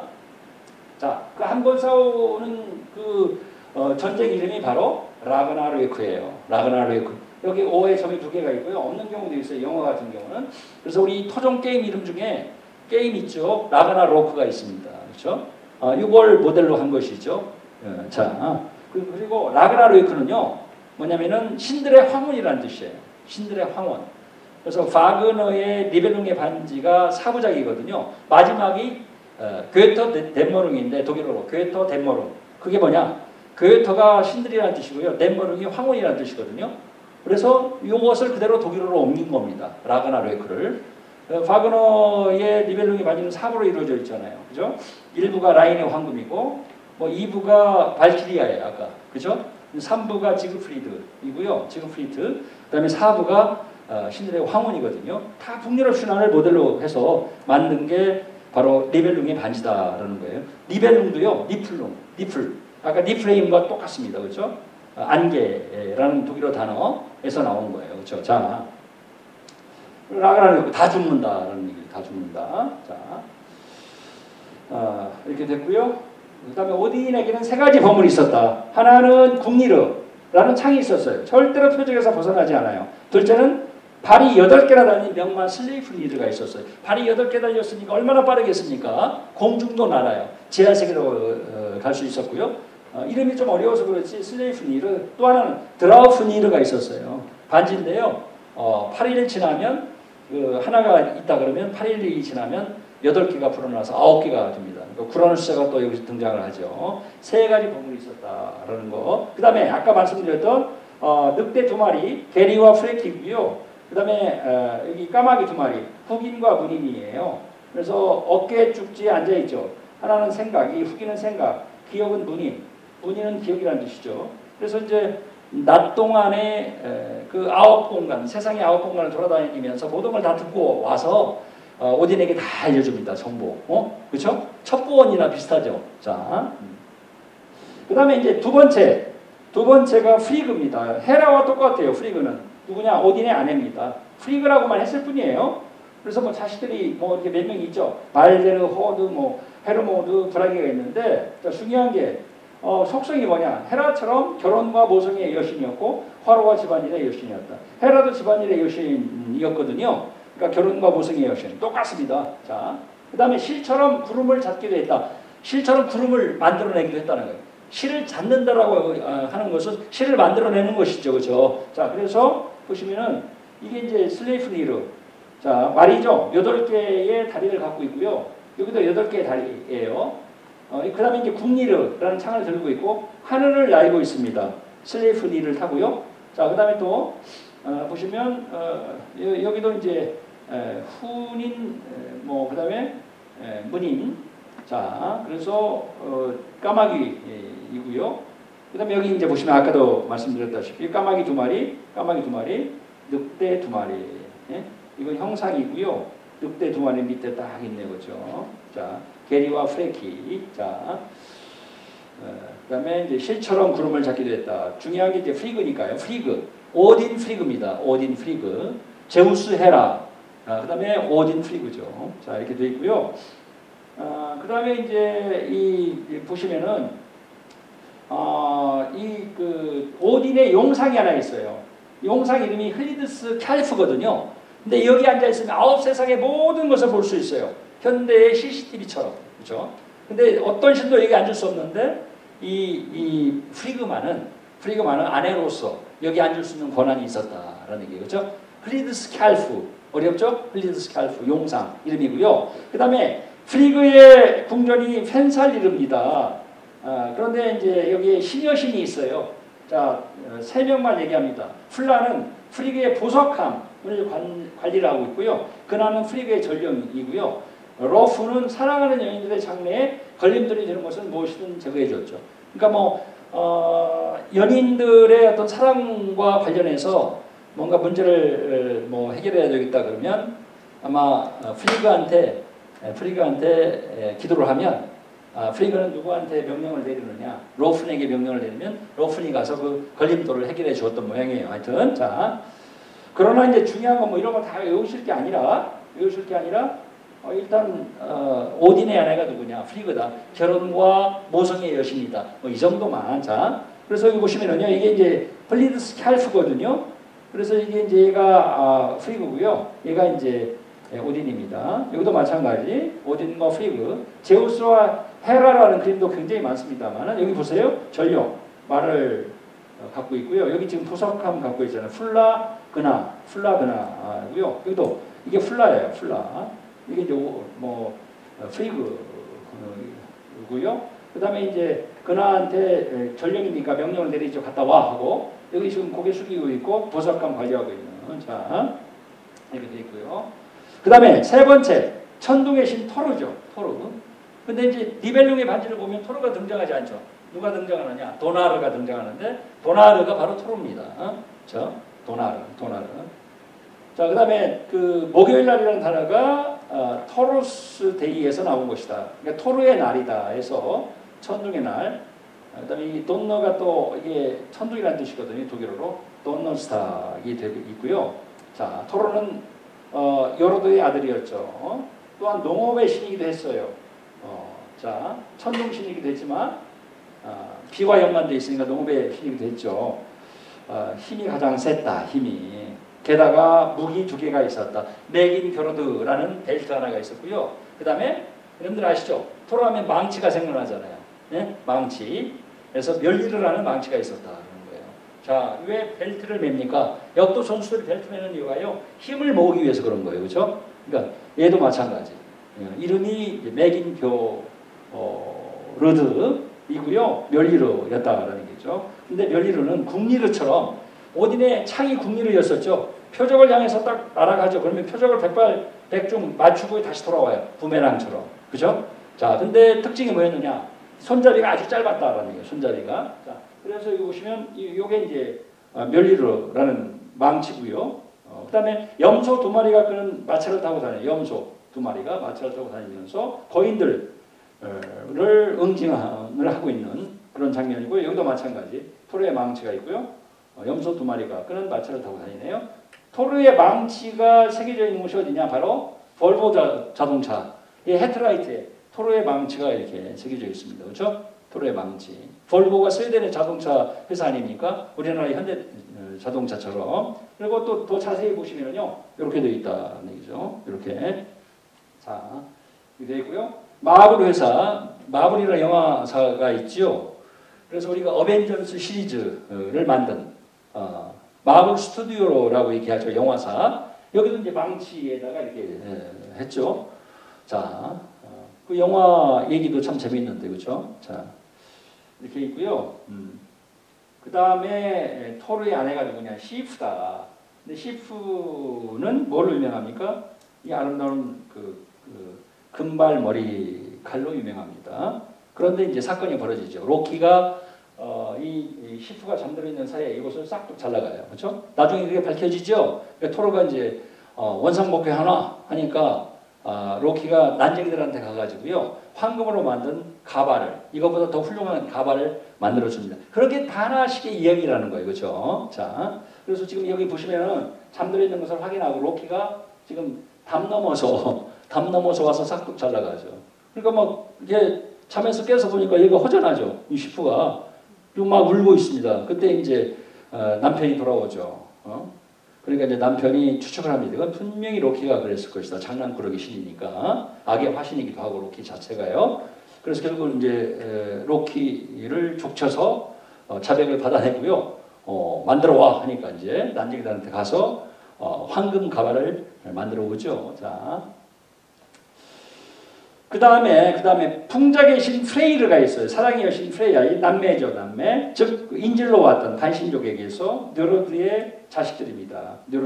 느로드가 있네요. 그래서 이제 이 프레이르에게는 또 무기가 하나 있었다. 칼을 하나 줬는데 그 칼 이름은 없어요. 근데 적이 정해지면 혼자서 날아가서 그 적을 쓰러뜨리게 됩니다. 프레이르가 풍작의 신, 농업의 신. 그러니까 농업 부분을 아까 토르가 담당하기도 했지만 주로 프레이르, 여기 보시면 프레이르죠. 자, 아주 특별한 능력이 있었다라는 것이고요. 또 두 가지 보물이 더 있었죠. 아까 칼 말고요. 스피드 블라드 니르라는 배가 있었다. 접을 수 있는 배, 그렇죠? 탈 수도 있고 뭐 굉장히 많이 태울 수 있었대요. 근데 이걸 움직여야 되겠다 그러면 접었대요. 접어가고 호주머니에 집어넣을 수도 있었다라는 것이고 또 하나 황금 털을 가진 수컷 멧돼지 한 마리가 있었다. 이 수컷 멧돼지 이름이 굴린 브루스티입니다. 그렇죠? 직접 탈 수도 있었고요. 그 다음에 마차도 끌 수 있었다. 멧돼지가 있었고요. 그 다음에 이건 프레이르 얘기고요. 프레이야. 아까 우리 프레이야 에일 맥주 기억하시죠? 사랑의 여신. 그러니까 그리스 신화에서 사랑의 여신은 누굽니까? 아프로디테 아닙니까? 그렇죠? 아프로디테. 자, 아프로디테를 로마에서는 뭐라고 했습니까? 베누스. 그 다음에 영어권에서는 비너스라고 했잖아요. 아프로디테와 똑같아요. 그렇죠? 사랑의 신. 두 마리 들고양이가 그런 마차를 타고 다녔다. 가장 아름다웠다. 여신들 중에서. 그 다음에 왜 들고양이? 왜 고양이냐? 고양이는 애물을 좋아해가지고요. 사랑을 상징하는 동물이었답니다. 북유럽 신화에서는. 자, 그래서 사랑과 미의 상징이었다. 그 다음에 또 사랑은 풍요와도 연관되어 있잖아요. 사랑하면 결혼을 하고요. 자식들 낳고 뭐 그러죠. 자, 그럼 사랑을 하면 뭐 엄청난 일이 또 만들어질 수도 있잖아요. 그래서 풍요의 여신이기도 하죠. 근데 고양이가 새끼들 많이 낳잖아요. 그죠? 그래서 풍요를 또 상징하기도 했다라는 거예요. 자, 그리스 신화에서는 아프로디테를 상징하는 그 동물이요. 풍요를 상징할 때는 뭡니까? 풍요를 상징할 때는 비둘기입니다. 비둘기들이 새끼를 많이 낳잖아요. 그 다음에 미를 상징할 때는 백조예요. 백조는 미의 상징으로 알려져 있죠. 하여튼 근데 북유럽 신화에서는 약간 달라졌죠. 자, 그래서 궁전이 폴크방이었고요. 그 다음에 이제 홀이 하나 있었는데 아스 신족이 너무나 아름답고 그러니까 이걸 다 이렇게 만들어서 주었다는 얘기죠. 궁전 이름은 폴크방, 그 다음에 홀 이름은 세스룸 니르였었는데, 자 보시면 이제 고양이가 끄는 마차를 타고 다니죠. 이렇게 됐고요. 그 다음에 이제 폴크방 음악학원이라는 것도 있고요, 우리나라에.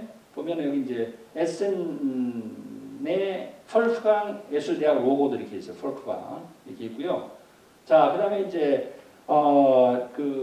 노르웨이에서 가장 유명한 초콜릿 회사 이름이 프레이야입니다. 초콜릿. 자, 거기서 만든 이제 시계탑이고요. 회사이고 프레이야. 약간 스펠링이 달라졌습니다만은 자 이게 되고요.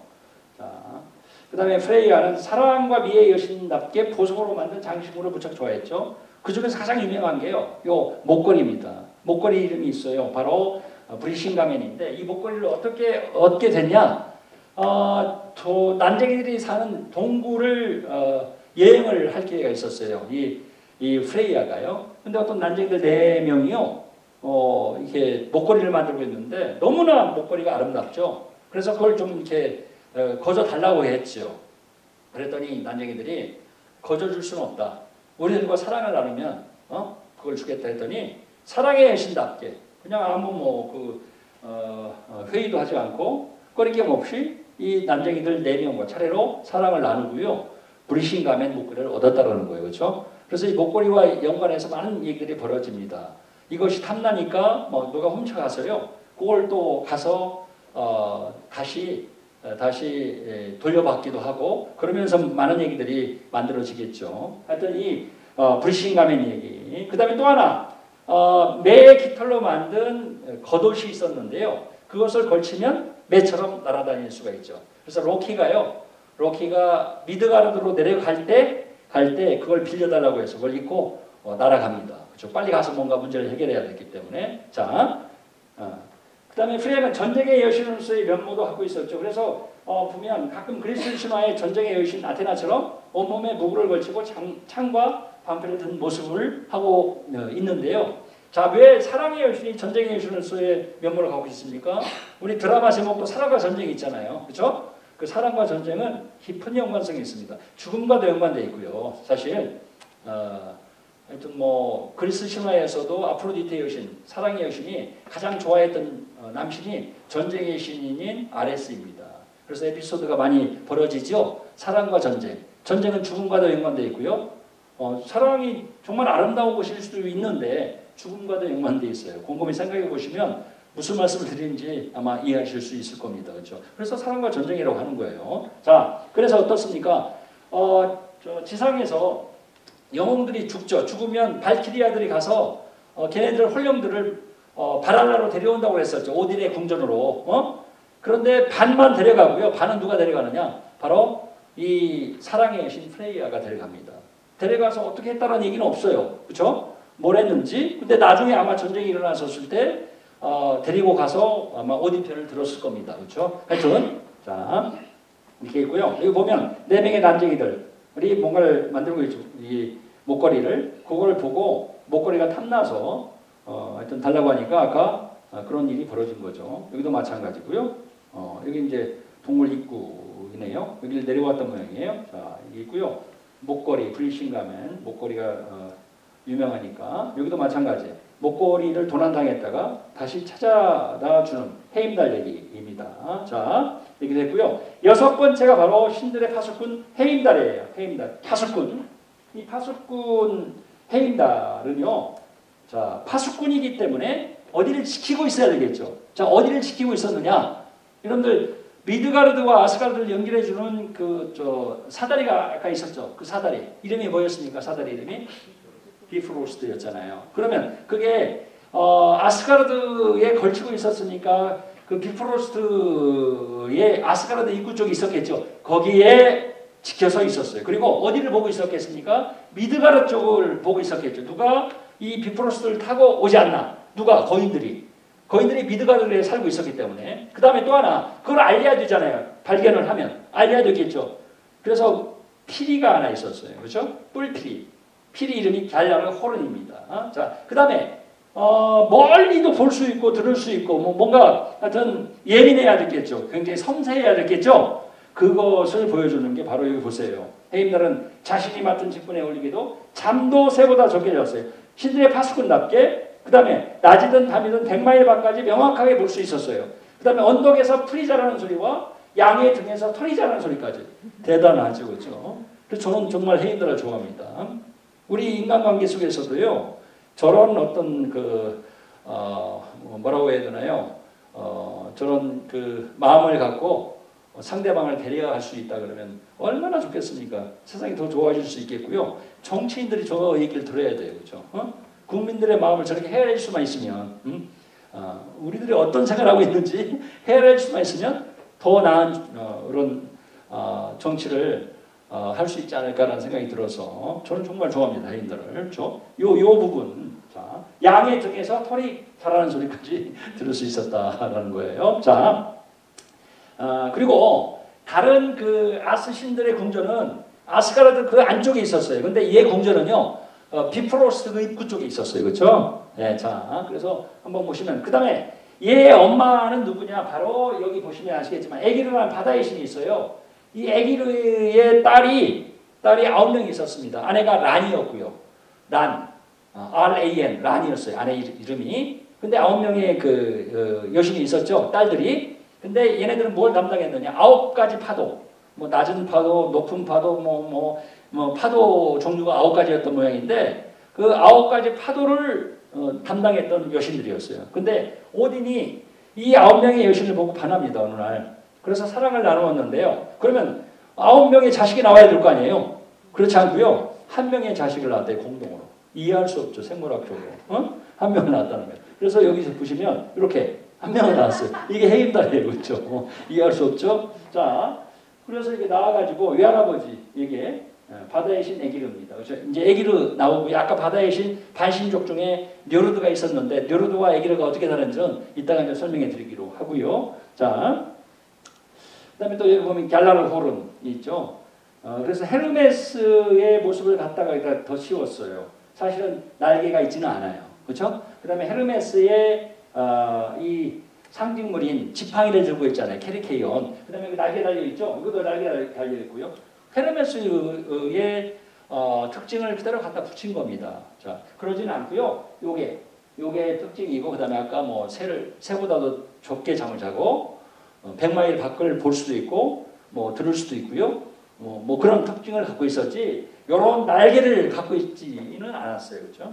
이게 17세기, 18세기 그림이기 때문에 아마 그리스 신화의 영향을 받았을 것이다라는 거예요. 그렇죠? 그림을 그리는 과정에서 전령과도 비슷하니까 전령의 어떤 형상을 그려 넣은 겁니다. 자, 여기 보시면 이런 모습이었죠. 이게 비프로스트고요. 여기서 뭔가를 불러와요. 그렇죠? 자, 마지막에도 거인들이 쳐들어오니까 막 부르죠. 저걸. 그래서 이제 신들이 대비를 하게 되는. 자, 여기도 마찬가지. 뿔피리가 있어요. 갤라르 호른. 자, 그 다음에 7번째 북유럽 신화의 주신으로는 바다의 신 에기르가 있는데요. 에기르와 뇨르드가 있어요. 아까 반신족에게서 온 뇨르드 아시죠? 뇨르드는요, 그네를 다스렸던 신이에요. 그네. 이상하네요. 내가 이름을 얘기하는 거 아닙니다. 네, 가까운 바다. 네. 그 다음에 이제 먼 바다와 깊은 바다를 담당했던 게 바로 에기르다. 그러니까 에기르가 진짜 바다의 신이었겠죠. 포세이돈과 똑같은 에기르. 자, 그 다음에 에기르에게는 아까 란이라는 아내가 있었고요. 9명의 딸이 있었죠. 근데 이 란과 그 딸들은 어떤 일을 벌였느냐? 바다 속에 그물을 쳐놓고 그 다음에 그 뒤에 암초를 이렇게 만들어 놓고요. 미모를 이용해서 뱃사람들을 유인해가지고 배를 침몰시키는 것을 가장 큰 즐거움으로 생각했다. 참 이런 것을 즐거움으로 생각하다니 잔인하네요. 그렇죠? 그래서 누구와 똑같냐? 요정 로렐라이와 똑같고요. 독일의 전설에 나오는 로렐라가 있죠.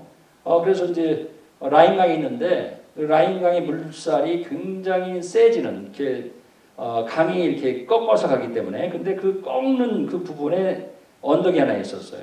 그게 이제 로렐라의 언덕인데요. 거기에 한 요정이 살고 있었죠. 그리고 이제 뱃사람들이 이 그 라인강을 배를 타고 이렇게 갈 때 아니면 어부들이 지나갈 때 거기는 이제 물살이 세기 때문에 이 암초나 이런 걸 조심해야 되겠죠. 그래서 그걸 봐야 되는데 얘네들이 지나갈 때쯤 되면 그 언덕 위에서 요정 하나가 로렐라의 요정인데 노래를 불러요.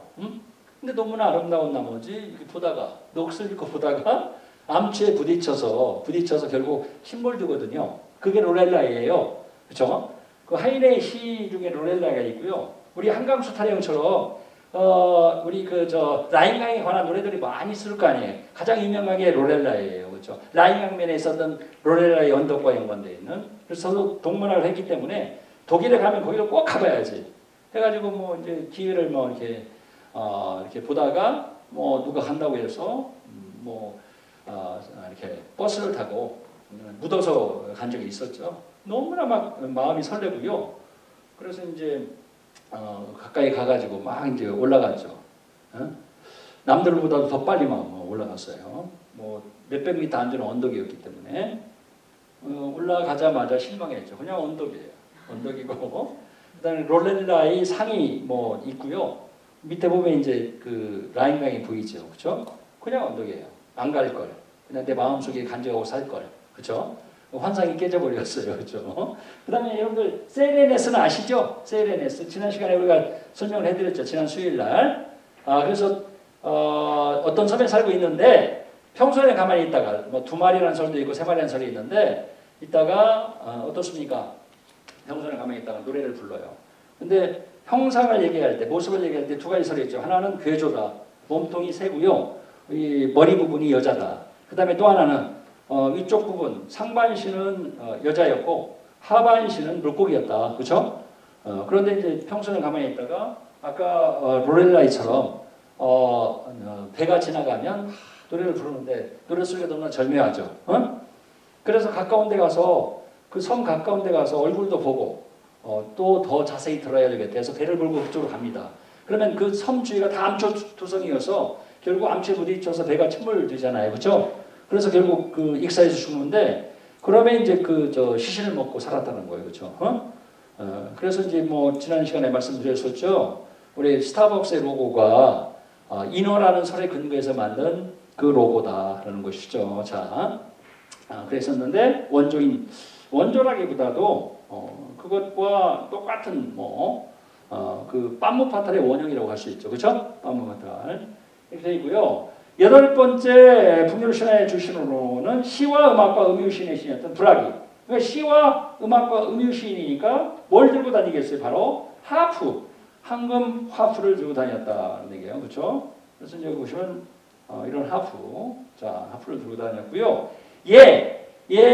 즉 브라기의 아내가 누구냐? 이둔입니다. 이둔은 누구냐? 청춘의 여신이에요. 그렇죠? 청춘의 여신. 청춘을 관리했던 뭘로 관리했느냐? 바로 황금 사과로 관리를 했죠. 황금빛 사과였을 거예요. 황금 사과라 그러면 못 먹잖아요, 그렇죠? 그래서 얘가 어떤 역할을 했느냐? 이둔이 아내가 있죠, 이둔. 청춘의 황금 사과의 여신이라고 하기도 하고요. 그냥 청춘의 여신이라고 하기도 합니다. 어떻게 했느냐? 매일 아침 신들에게 황금 사과를 하나씩 공급해 주었다는 것이죠. 그래서 여기서 북유럽 신화의 2번째 특징이 나옵니다. 바로 뭐냐? 북유럽 신들은 죽어요. 근데 그리스 신들은 죽지 않아요. 자, 그러면 첫 번째 북유럽 신화의 특징이 뭐라고 했습니까? 갈등과 충돌이 계속 처음부터 그 다음에 중간 마지막까지 이어지다가 마지막에 다 몰락을 해버리는. 그렇죠? 근데 그리스 신화는 그게 아니죠. 처음에 카오스에서 시작했다가 코스모스, 조화로운 질서의 세계를 잡습니다. 그렇죠? 제우스가 권력을 잡은 이후에. 근데 북유럽 신화는 전혀 아니에요. 갈등이 계속 이어진다는 거죠. 그렇죠? 그래서 마지막에 다 몰락을 해버리는 그게 첫 번째 특징이고요. 아마 우리 인생사를 더 잘 표현해주고 있는지도 모르고요. 자, 하여튼 2편으로 갈라서 계속 싸우다가 마지막에 몰락을 다 해버리는. 자, 근데 이제 그 그리스 신화는 그게 아니고요. 그 다음에 또 하나, 그리스 신들은 영원히 살죠. 영원히. 그렇죠? 불사의 몸입니다. 그러나 북유럽 신들은 불사의 몸이 아니에요. 그러면 어떻게 청춘을 누릴 수 있느냐? 죽지 않고. 바로 이둔이 청춘의 황금 사과를 매일 공급해 주기 때문에 그걸 먹고 늙지 않고 계속 젊음을 유지하면서 살 수 있다는 거죠. 2가지 특징이다라는 거예요. 그렇죠? 여기 보세요. 청춘의 사과가 있잖아요. 황금 사과. 자, 이렇게 돼 있고요. 여기 보시면 북유럽 신들은 신과 거인의 후손으로 순수 혈통이 아니라서 유한한 생명을 갖고 있었다. 그런데도 그들이 젊음을 유지할 수 있었던 것은 바로 청춘의 여신 이둔이 그들에게 매일 공급해 주었던 청춘의 사과 덕분이었다는 얘기죠. 자, 그래서 이런 말이 있잖아요. 또 서양 속담에, 영국 속담인가요? 하루 사과 하나리면 병원에 갈 필요가 없다. 의사를 찾을 필요가 없다. 그러니까 아마 뭐 이 사과에는 젊음을 유지해 줄 수 있는 비결이 있다라고 뭐 옛날 사람들도 뭐 생각을 했던 모양이에요. 그죠? 그런 어떤 속담 들어보셨을 거예요. 그죠? 자, 그래서 저는 사과를 안 먹다가 이 책을 쓰면서 사과를 먹기 시작했어요. 그렇죠? 아침마다 제초가 사과를 먹거든요. 먹을래? 그래. 안 먹어. 그랬는데 먹기 시작을 하고 있습니다. 열심히 먹어요. 그렇죠? 열심히. 자, 그 다음에 10번째 북유럽 신화의 주신으로 픽제신 발데르가 있어요. 발데르. 자, 이 발데르는 외모가 아주 뛰어났고요.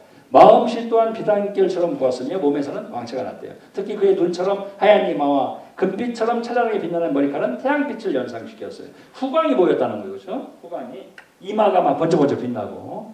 신들은 그를 볼 때마다 그냥 기분이 좋았으니까 누구든 진심으로 그를 아끼고 좋아할 수밖에 없었다. 그렇죠? 그리고 신들만 좋아했던 게 아니에요. 거인들도 좋아했대요. 그렇죠? 인간들도 좋아했고요. 네. 누구로부터도 다 존경을 한 몸에 받았죠. 근데 얘가 나중에 죽게 됩니다. 갑자기. 바로 얘가 죽음으로써 그리스 뭐 신화와는 달리 이제 신들은 다 죽는다고 그랬잖아요. 얘가 죽음으로써 북유럽 신화의 최후의 전쟁인 라그나로크의 전조가 보여지기 시작합니다. 그렇죠? 몰락의 어떤 전조로서 얘가 죽게 돼요. 근데 아내가 있었어요. 아내가 난나인데 꽃이라는 뜻이에요. 난나가. 그런데 얘가 이 남편의 시신 옆에서 오열을 하다가 이제 남편을 화장단에 올려놓고 화장을 시키죠. 그러니까 어느 순간 불이 활활 타오를 때 화장단에 몸을 던져서 자살합니다. 그렇죠?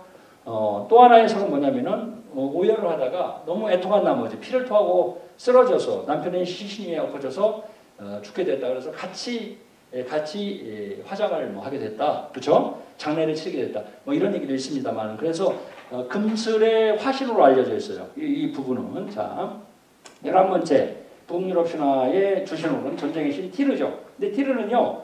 티우라고 하기도 하고 치우라고 합니다. 그러니까 우리 치우천왕 아시죠? 그러니까 이건 순전히 우연입니다만은 치우천왕. 자, 을 연상시키는데요. 자, 튜스데이가 이 단어에서 나온 것이다. 티우의 날에서 나온 것이고요. 칼의 수신이었다. 전쟁의 신 아레수와 비슷합니다. 그래서 이제 이게 뭐 티르라고 했고요. 그림이 많지 않아요. 그렇죠? 자, 그 다음에 여기 보시면 그 발데르가 왜 없나요? 발데르가 발데르를 제가 그림을 넣었는데 안 보이네요. 그렇죠? 발데르를 한번 봤어야 되는 건데. 자, 그 다음에 마지막으로 12번째 북유럽 신화의 주신으로는 악의 과신이자 장난꾸러기 신 로키. 로키가요.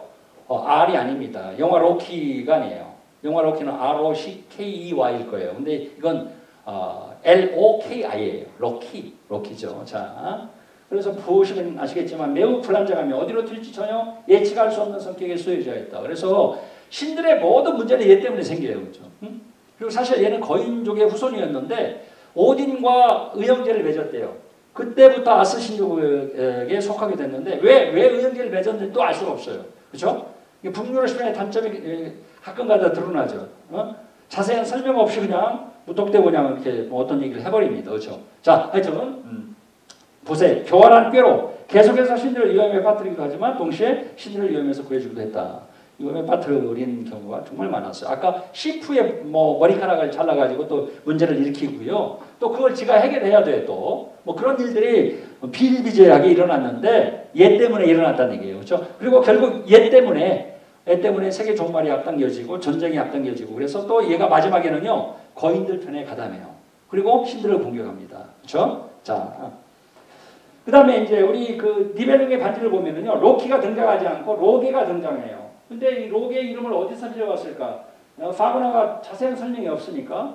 그래서 가만히 보니까 비슷한 이름이 북유럽 신화에 있죠. 로기, 불의 신인데요. 여기서 빌려왔을 수가 있는데 자세한 설명은 없다.